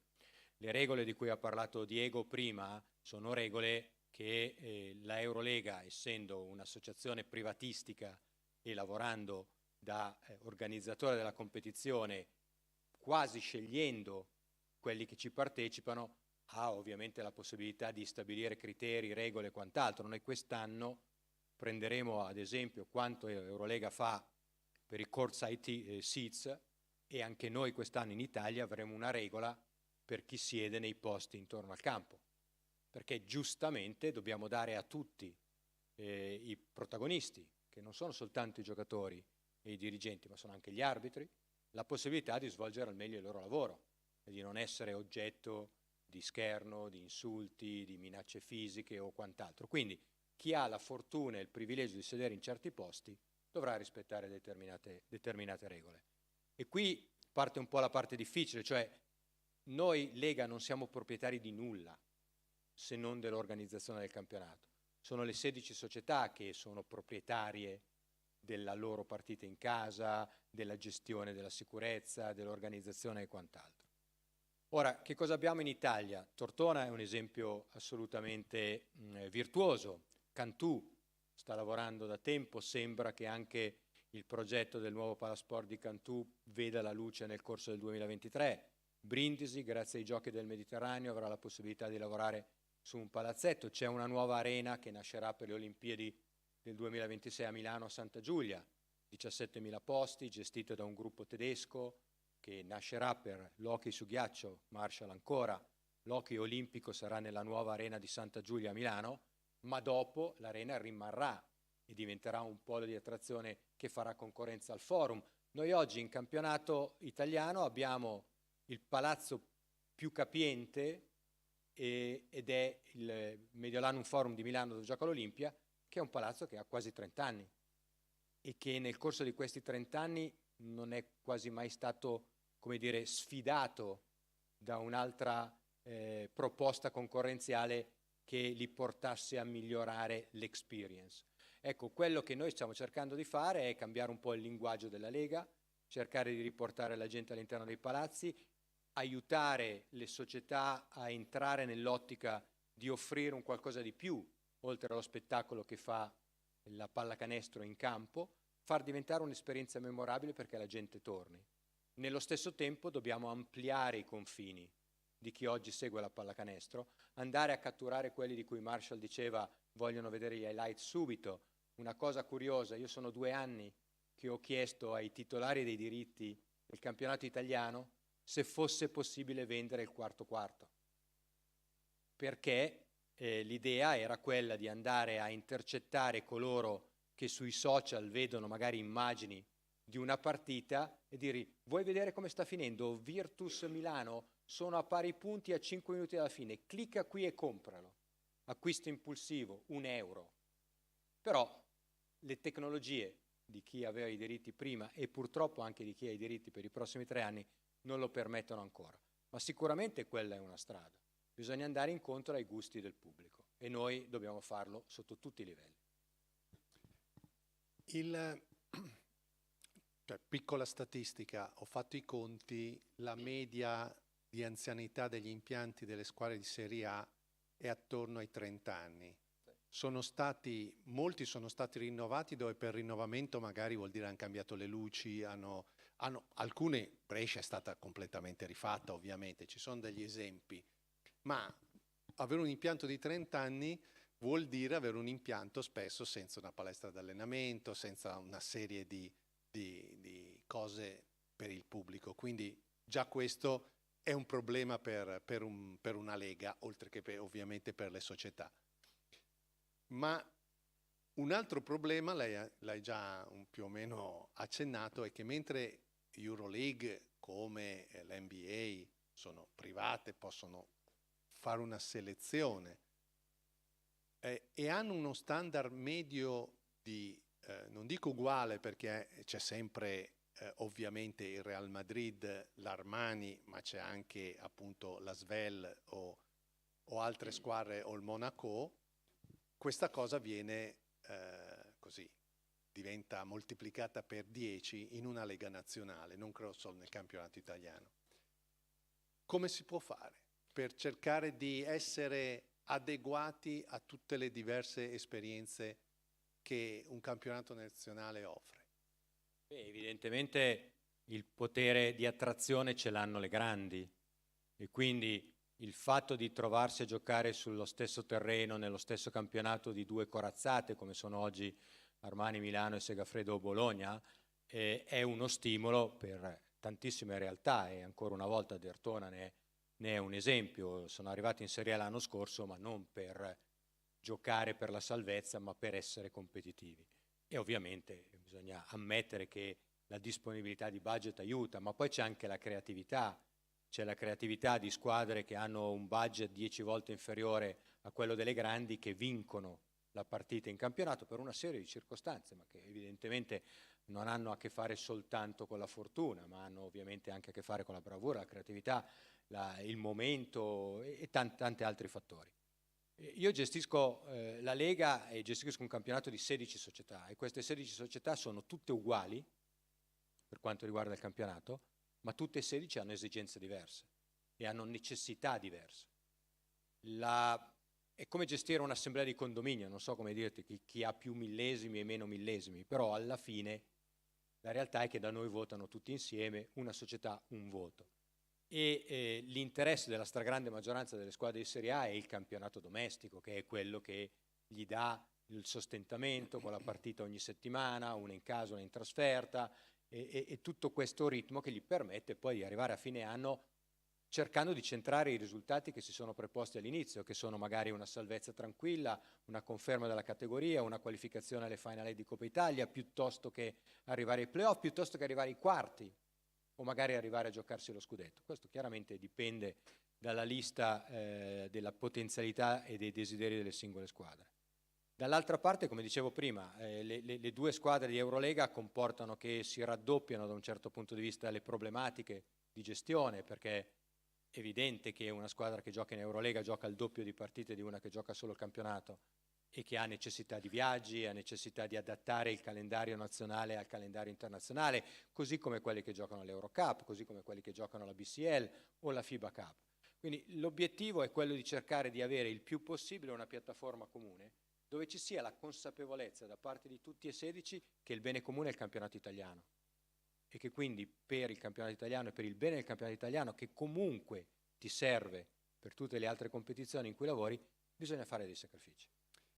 A proposito di sacrifici, ma più che sacrifici forse piccoli passi indietro, per poter discutere meglio e farne tanti in avanti. Da presidente di una Lega nazionale si è un po' schiacciati fra l'Eurolega e diciamo la federazione, le competizioni per nazionali. Ormai se ne discute da tanto tempo, sarà la prima cosa di cui Marshall Glickman sarà chiamato a rispondere dal pubblico di tutta Europa. Personalmente per te c'è una strada per trovare un'omogeneizzazione delle attività, dei programmi, per non avere Italia-Spagna nello stesso giorno di Armani-Virtus con lo stesso allenatore che dovrebbe fare 2 partite? La mia esperienza, che appunto viene dal calcio, mi ha portato a occuparmi per tantissimi anni di quello che è il documento più importante al di fuori del regolamento del calcio, che è il calendario internazionale. Il calendario internazionale è gestito dalla FIFA, la FIFA, ente mondiale, organizza quello che succede nelle 52 settimane di ogni anno.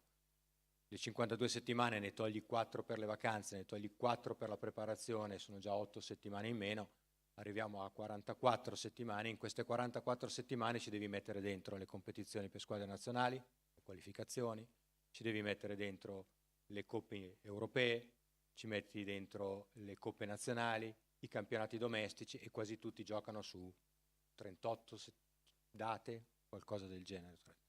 Quindi a livello FIFA hai un ente regolatore, sceglie per primo, poi sceglie la Confederazione continentale, nel nostro caso la UEFA, sceglie le date delle competizioni europee, quello che avanza finisce alle leghe domestiche. E questo è un po' stato il sistema che ha retto fino a Qatar 2022, dove c'è stata la rivoluzione copernicana di un mondiale d'inverno, quando evidentemente i campionati del mondo sono sempre stati giocati d'estate, che fosse estate o inverno in quel determinato paese. E la pallacanestro il tema è sempre lo stesso, le settimane sono sempre le stesse, l'anno solare è quello, il numero di competizioni qui è maggiore, perché c'è un'entità, chiamiamola governing body, che è FIBA e poi FIBA Europe, e c'è un'organizzazione privata che ha il legittimo diritto di organizzare le sue competizioni.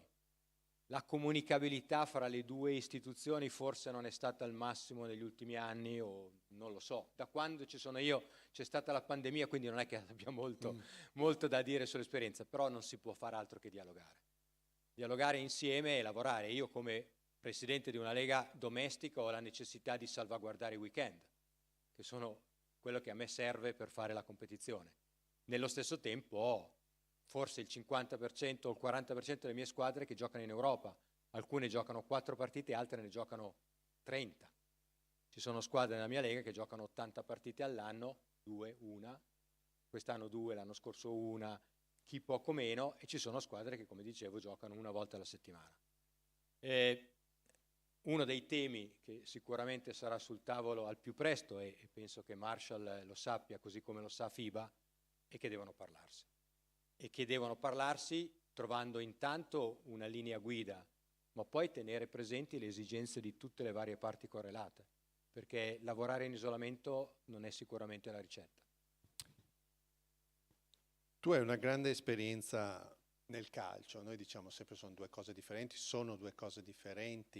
ma c'è qualcosa che si può portare dal calcio o hai portato dalla tua esperienza calcistica nel mondo del basket, o stiamo parlando proprio di linguaggi differenti, esigenze troppo differenti?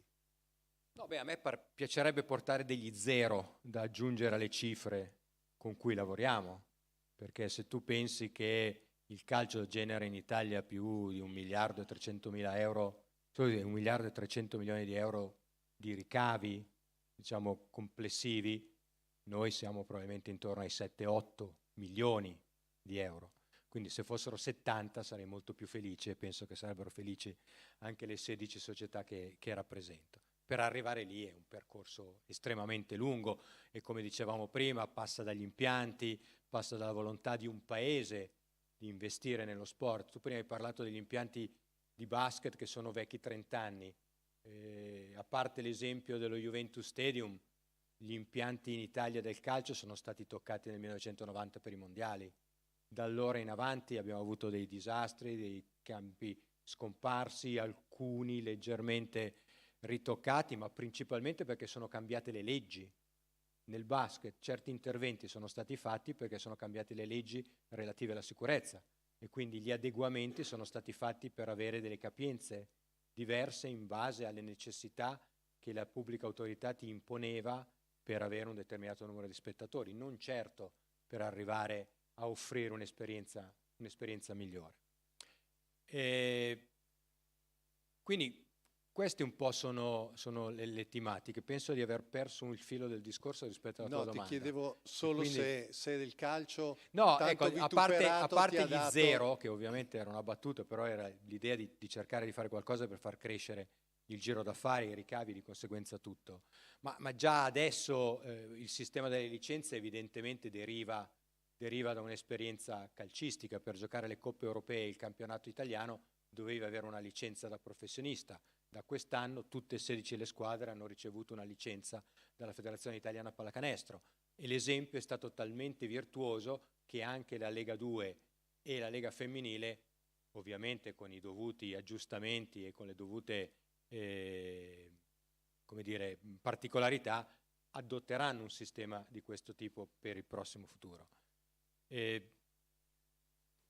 La Lega di Serie A è né più né meno alle stesse dinamiche della Lega Calcio, le tematiche, le problematiche, le personalità. Quindi non è che sono io che porto, è che ci sono tante similitudini comunque, e magari l'esperienza di averla vissuta con un altro pallone mi porta ad essere un po' più preparato. Ecco, brevemente c'è stato un momento un po' di attrito, diciamo così, sulla televisione, con questo T maiuscola, no? Tutti vorrebbero andare in televisione, tutti vorrebbero andare probabilmente su Rai 1 il sabato sera in prime time. Non si può, appunto, ma a parte questo c'è un nuovo contratto, diciamo, oltre al contratto c'è una nuova forse logica anche in quello che avete deciso di fare. Brevemente mi dici cosa ti ha portato a fare questo tipo di scelta?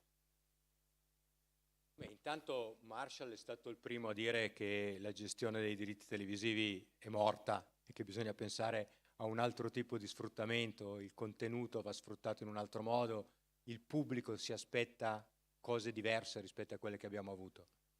E evidentemente è una questione generazionale e di sviluppo tecnologico.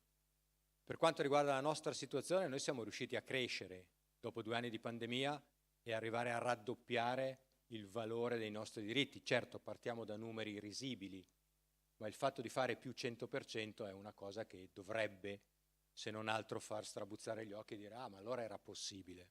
E l'abbiamo fatto grazie alla competizione che si è creata nel settore, stiamo parlando dei diritti streaming, quello che ormai è diventata un'abitudine quotidiana, cosa che qualche anno fa erano le piattaforme emergenti. Una cosa che non si sa o che si tende a non considerare particolarmente è che noi, essendo uno sport professionistico, siamo soggetti alle regole del decreto Melandri, il che vuol dire che noi abbiamo una gestione centralizzata dei diritti del nostro campionato, e questo è chiarissimo, ma siamo obbligati a farli attraverso bando. E quindi non è che possiamo semplicemente scegliere chi ci aggrada come partner, dobbiamo lavorare su dei termini di grandissima trasparenza, sottoposti alla vigilanza delle authority, sia della concorrenza che delle comunicazioni in Italia, e dobbiamo lavorare solo su termini economici, numerici. E questo ci ha portato a fare questa scelta con il gruppo Eleven, che è appunto una piattaforma in streaming che esiste in Italia da qualche anno, che è credo in 11 paesi in Europa, che ha un differente peso a seconda del paese di cui stiamo parlando. Non so, in Belgio ad esempio Eleven trasmette il campionato di Serie A di calcio e in Italia trasmette la Lega Pro e tutta la pallacanestro, Eurolega, Eurocup, da quest'anno anche il campionato italiano e magari qualche altra competizione. È notizia di ieri che è stato raggiunto un accordo tra il gruppo Eleven, che ha acquistato tutti i diritti a pagamento, e il gruppo Discovery, ora Warner Bros. Discovery, che ha acquistato i diritti per trasmettere su Eurosport 2 partite per turno, più Final 8, playoff e quant'altro, quindi continuerà la tradizione di una partita al sabato e una la domenica su Eurosport 2, all'interno del bouquet Sky, ma non solo, all'interno di Team Vision, all'interno di Amazon, all'interno di DAZN stessa, e quindi questa è un'altra cosa.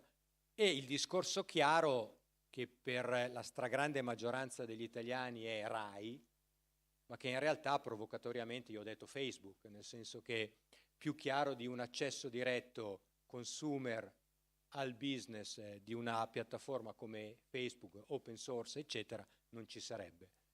Ora, per tornare alla televisione tradizionale, il mercato ci ha detto che determinate emittenti non sono interessati al nostro prodotto. E il fatto di non essere interessati al nostro prodotto significa che il nostro prodotto porta dei riscontri, dei ricavi, dei numeri che non sono apprezzati da chi fa questo mestiere.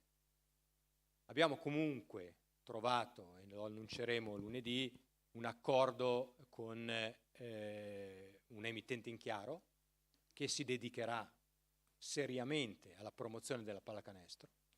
Quindi il nostro campionato andrà, nonostante le cassandre che abbiamo sentito e letto, in chiaro su una rete del digitale terrestre, avrà un passaggio su una rete di quelle che sono nei primi 9 tasti del telecomando, e quindi dove ci sta Rai 2 o Rai 3 o Canale 5 o Italia 1. Evidentemente sarà un percorso di educazione, perché bisogna educare il tifoso, il consumatore ad andarla a cercare da un'altra parte, ma io sono sicuro che già nel corso del primo anno, ma che alla fine di questi 3 anni, i numeri ci daranno ragione.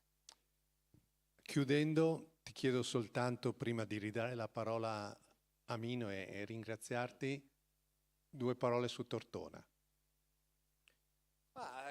Tortona ha, come dire, fatto saltare tutti gli equilibri l'anno scorso, perché io mi ricordo che quando alla fine della stagione di A2 la promozione è stata vinta da Tortona e da Napoli, per motivi diversi, una grandissima città, una città piccola, una proprietà molto dedicata, un consorzio, una famiglia importante su Napoli, eccetera.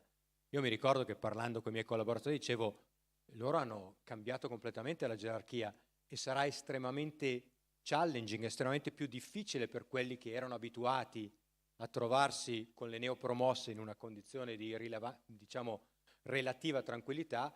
Si sono trovati 2 squadre che per un certo periodo, Napoli era una squadra molto temuta, poi ha avuto un problema come capita spesso. Tortona è stato invece una costante che è andata a crescere durante la stagione, sia attraverso le Final 8 e poi nei playoff. Ed è stata di stimolo per tutti gli altri. Poi il sistema che noi abbiamo è quello che ogni anno 2 retrocedono e 2 vengono promosse.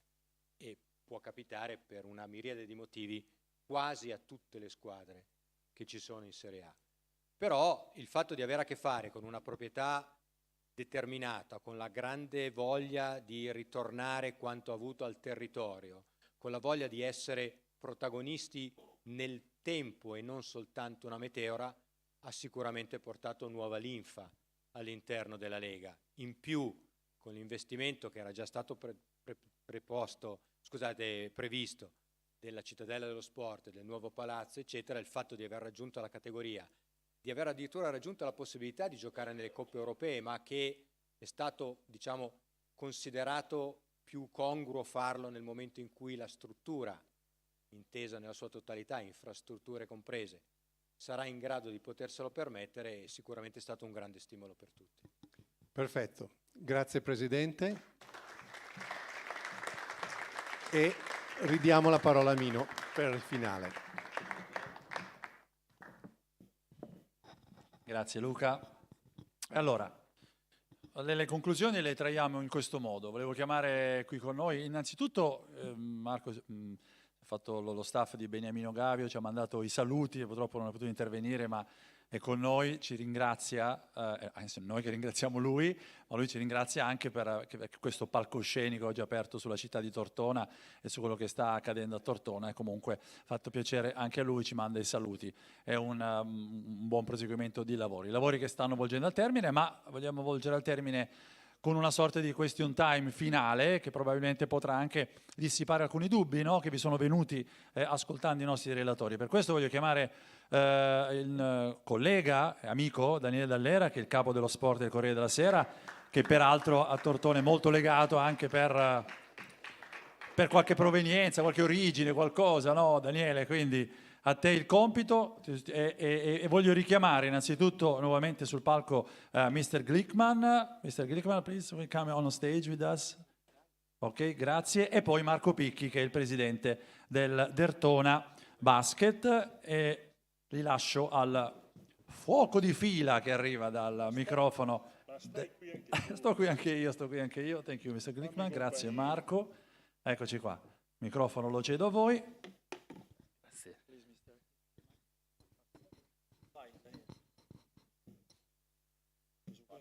Buon pomeriggio a tutti, buonasera, buonanotte anche. E fatemi dire un grazie e un bravi.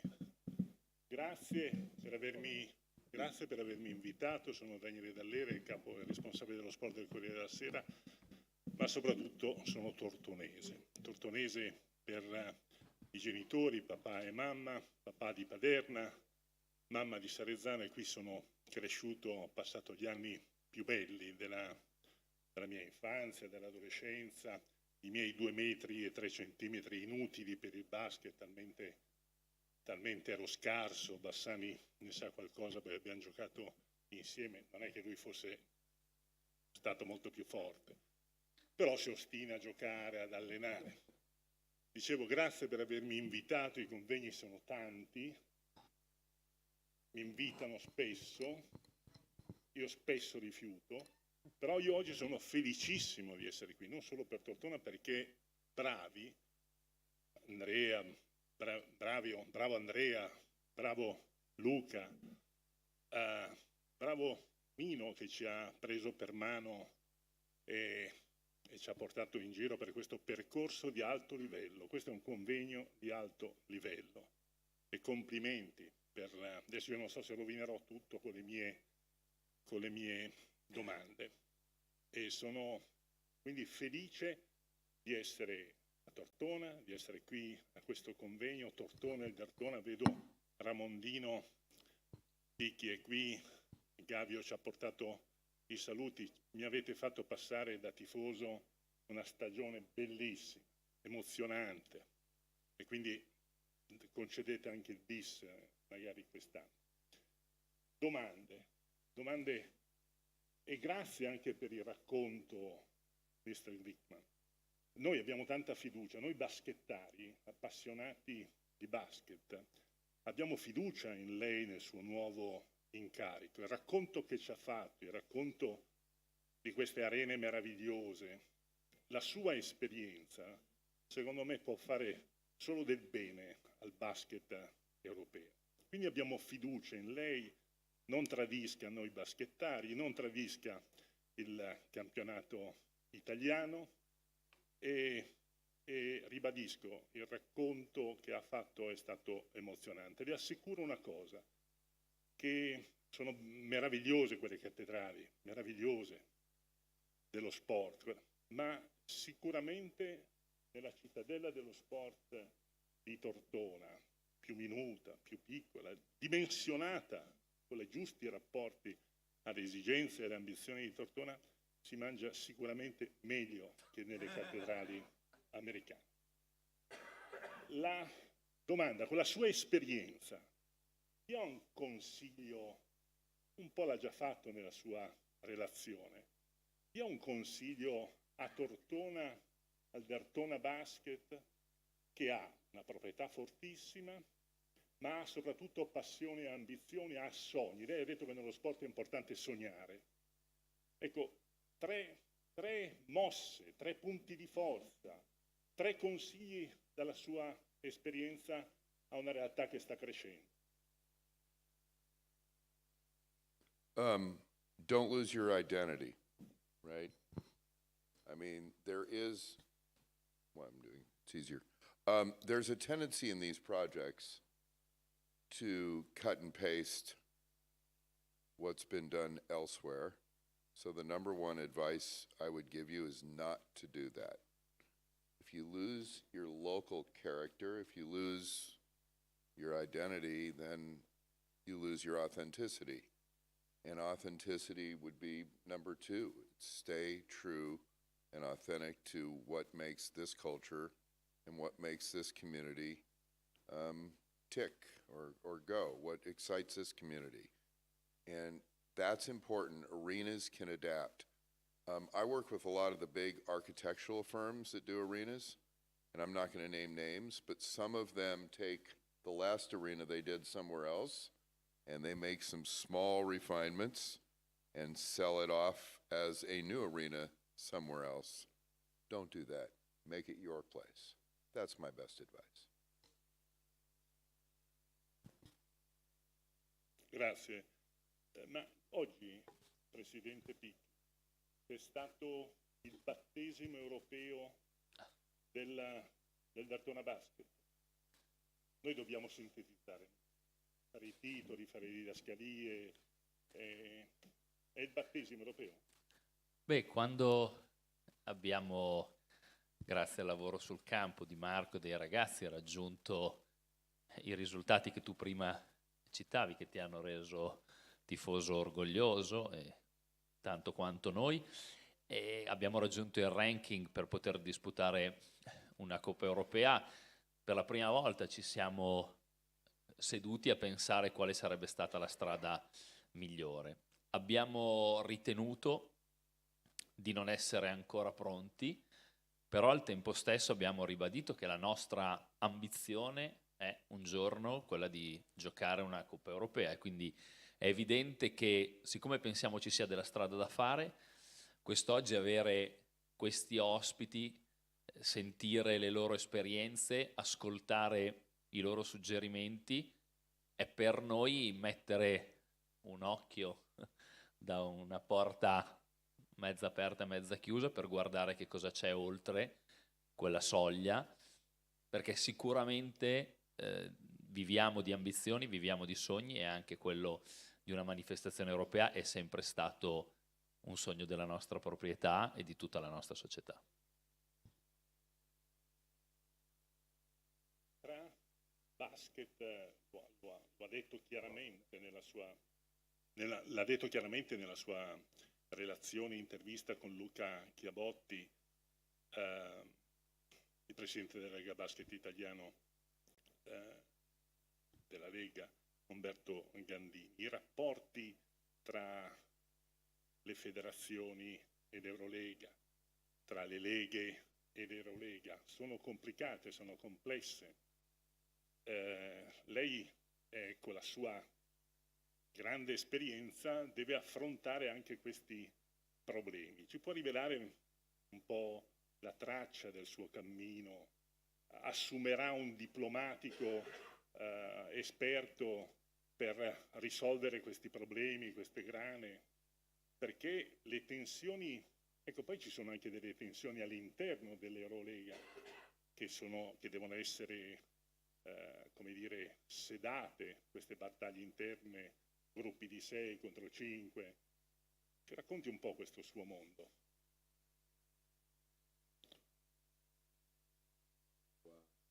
Domandina da niente. Day 5. No, I understand. Listening. So I'm on a listening tour. I'm beginning to listen. We're going to go see all the clubs. We've already met with the 3 Spanish clubs. We'll see the 2 Turkish clubs next week. We'll see the club from Zalgiris next week. We'll see the Russian club next week. We'll see the club in Milan the week after next. You know, we're on a listening tour. Dayon Bodiroga and I, by the way, I should mention, together. Point 1. We'll see FIBA soon. We've already talked to FIBA. We will see the league presidents. You know, we're trying to hear the situation. We don't have baggage, so maybe that's good. We don't carry the baggage of the past. I have told all of the clubs within EuroLeague that we don't work for 5 or 6, but we work for all the clubs. It's important that that message is out.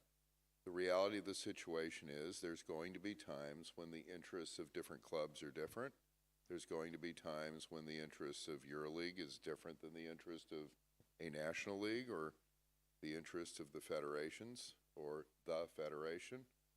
And we hope that we can come to good compromises and good resolutions. So the best I can tell you, because it's early, so I don't want to come and impose ideas because I need to be educated. And so I would appreciate all your cooperation and patience in educating me. I will be as diplomatic as possible. And yes, I represent the shareholders of EuroLeague basketball, so I have to find that balance.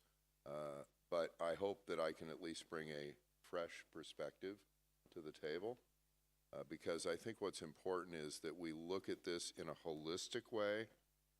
You know, the basketball ecosystem, let's say, across the continent is really complicated.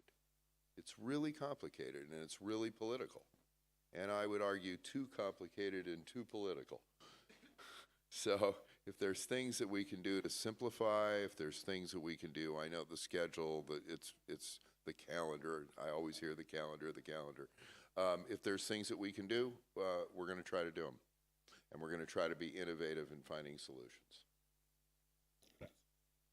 Presidente Picchi, Tortonese, Stamattina c'è stata una bella definizione dell'architetto e del progettista che ha definito Tortona città sospesa, no? Tra Milano, Genova, con le sue ramificazioni, con le sue bellezze dei colli tortonesi.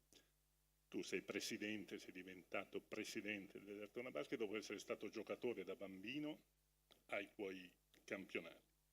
Hai portato il Dertona in Serie A. Cosa significa essere presidente del Dertona, la tua città, la tua squadra? Che dimensioni sta assumendo un ruolo così delicato?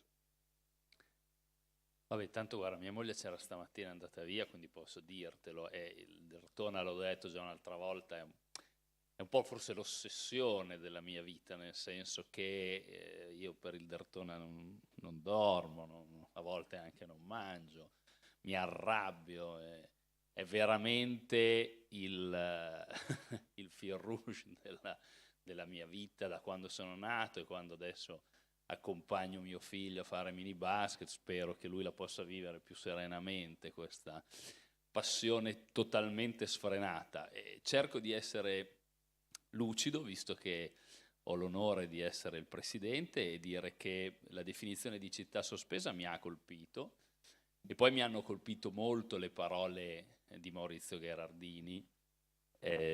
Oggi posso dire che qualcuno, quando parla di Tortona, è capitato a molti di noi, comincia a sentirsi dire: ah, dove avete quella bella squadra di basket, oltre che dei bei colli, del buonissimo cibo, la Madonnina che si vede in autostrada e un vino che noi riteniamo essere super. Però le parole di Gardini mi hanno colpito, perché la bandierina che noi dobbiamo mettere non la possiamo riempire solo pensando che avremo sempre dei risultati sportivi eccellenti, perché poi lo sport è fatto di vittorie, è fatto di sconfitte, è fatto di stagioni più fortunate e di stagioni meno fortunate. Quindi credo che questo sia anche il momento delle idee. Cioè la famiglia Gavio ci regala ogni giorno delle opportunità. Io dico sempre con il mio amico Marco, comunque noi abbiamo una grande fortuna, una proprietà che non ci fa mancare niente, che ci dà molte opportunità, non per tutte le squadre in Italia è così. Oggi la famiglia Gavio ci regala anche un luogo. Noi adesso dobbiamo, secondo me, trovare le idee giuste per riempire quel luogo nella maniera appropriata, per mettere una bandierina, per far pensare a Tortona c'è quella squadra di basket e sono anche quegli eventi che si fanno a Tortona. A Tortona tutti gli anni fanno quella cosa e la fanno solo a Tortona e la fanno magari meglio degli altri. Credo che questa sia una grande sfida che insieme a questo magnifico regalo la famiglia Gavio ci dà, e come presidente di questa società è anche una responsabilità che ovviamente sento. Presidente Glickman, come stamattina ha parlato dei diritti televisivi, ha parlato dell'approccio dei tifosi al basket, allo sport, ha fatto vedere delle bellissime arene. Questo è un mezzo per invitare e accogliere sempre più tifosi. Ma i giovani, lei ha accennato ai giovani che vivono lo sport in modo diverso, frazionato, non hanno il tempo di vedere tutta una partita di calcio, tutta una partita di basket. E allora una sua non lezione, ma un suo trucco, consiglio, suggerimento: come si conquistano i tifosi al basket, come si attirano, come si motivano i giovani a praticare lo sport, a interessarsi, e forse ad abbandonare magari questo maledetto telefonino, che però, quel maledetto telefonino che significa anche videogioco, significa però interessarli. Lei ce l'ha detto stamattina, è un modo per interessarli allo sport. È un equilibrio difficile.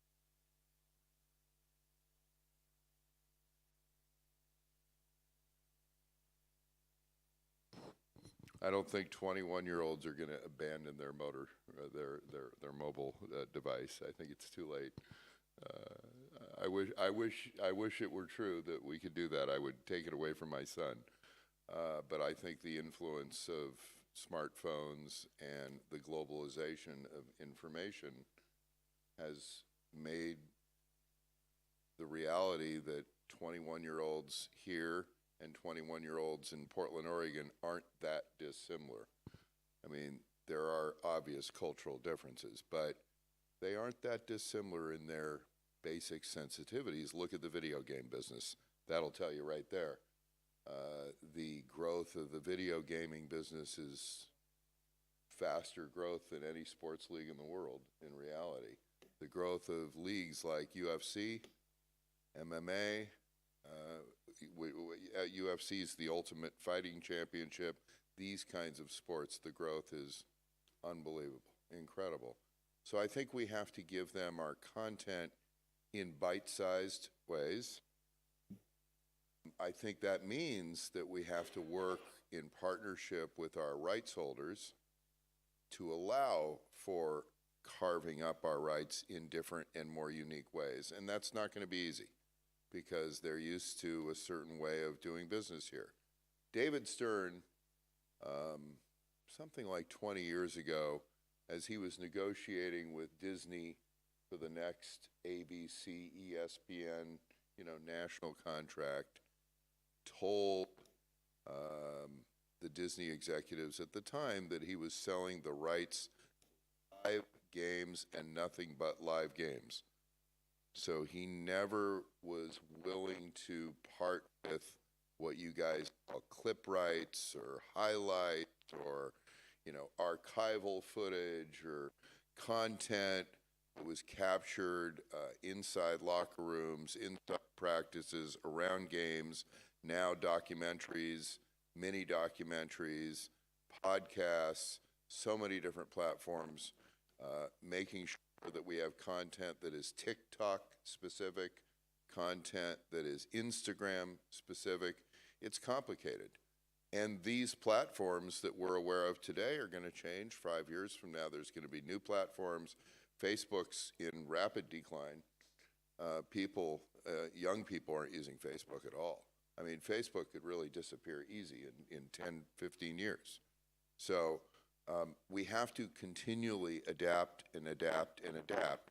So when I looked at EuroLeague's television contracts recently, I began to look at these contracts, and we are handing over everything, and it makes it very hard to be innovative. We need to instead partner with our broadcasting partners, in my opinion, to find new ways and new opportunities to distribute content immediately. That's the key. Immediacy is everything.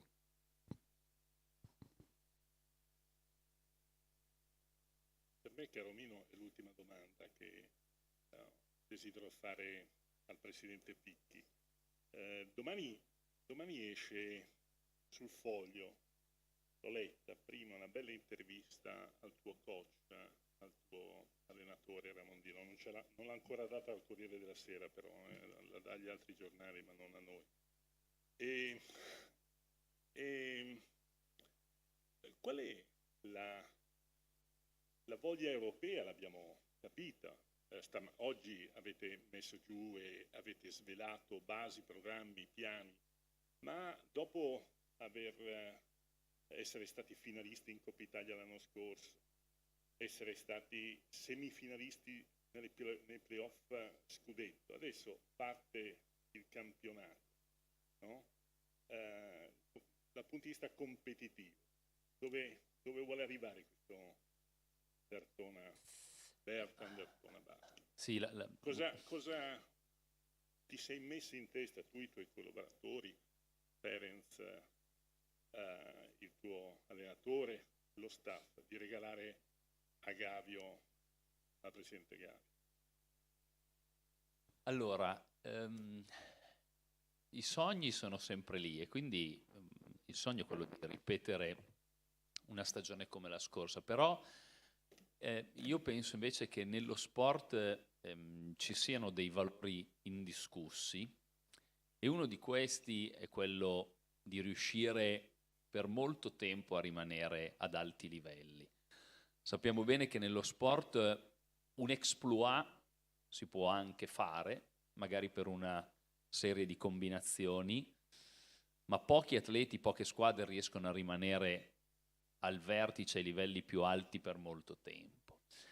Secondo me la sfida che noi oggi abbiamo davanti è questa. Mi piacerebbe ritrovarci fra un anno all'inizio del campionato 23-24, pensando che finalmente si aprono le porte della nostra casa e tornare dopo 10 anni a giocare a Tortona, e pensando quello del 21-22 non è stato un exploit, ma il Tortona ha saputo riconfermarsi ad alto livello. Io penso che il nostro campionato, lo ha detto il presidente Gandini prima, abbia 2 step.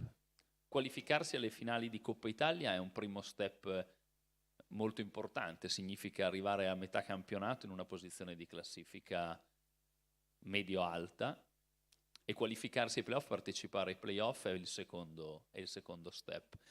Se noi parteciperemo alle prossime Final 8, ai prossimi playoff, credo che noi dovremo essere soddisfatti, soprattutto perché è di 2 giorni fa l'articolo, credo forse di Eurohoops, che dà alla Lega italiana il terzo posto tra le leghe più competitive in Europa, scalando una posizione. Penso che sia indubbio, non lo dice Marco Picchi con tutto il rispetto, ma lo ha detto coach Messina all'inizio della stagione, che il livello della Lega italiana si è decisamente alzato. Avere 2 squadre, 2 team di Eurolega anziché uno non è la stessa cosa. Ci sono dietro queste squadre, secondo me, almeno 5 o 6 team. C'è in sala il general manager di uno di questi, di una squadra importantissima come Brescia, che l'anno scorso ha fatto un lavoro straordinario e che parte per ripetersi, Venezia, Reggio Emilia, Sassari. Credo che sia un campionato molto difficile, di alto livello. Noi abbiamo l'ambizione di rimanere tra i club che vogliono giocare i momenti della stagione importanti. Devo dirti che l'anno scorso per Pesaro, per noi le Final 8 sono state un ricordo magnifico. Pensa che per la prima volta, Daniele, io ti svelo un segreto, prima dell'inizio di ogni partita guardo quanti tifosi, che sia in casa che sia in trasferta, quante persone di Tortona ci sono. L'anno scorso, prima della finale di Pesaro, è stato l'unico caso in cui il giorno dopo e nei giorni successivi ho incontrato persone dirmi che erano a Pesaro ed erano talmente tanti che io non li avevo visti, non ero riuscito ad identificarli. Le Final 8 sono una grande manifestazione, siamo ritornati a farla in presenza, noi abbiamo la voglia e l'ambizione di tornare a giocarla, come poi anche i playoff, che sono sia per le competizioni europee che per quelle italiane il culmine della stagione sportiva. Quindi io penso che noi abbiamo il dovere di provare a essere ancora lì. Io farei un bel applauso. Grazie.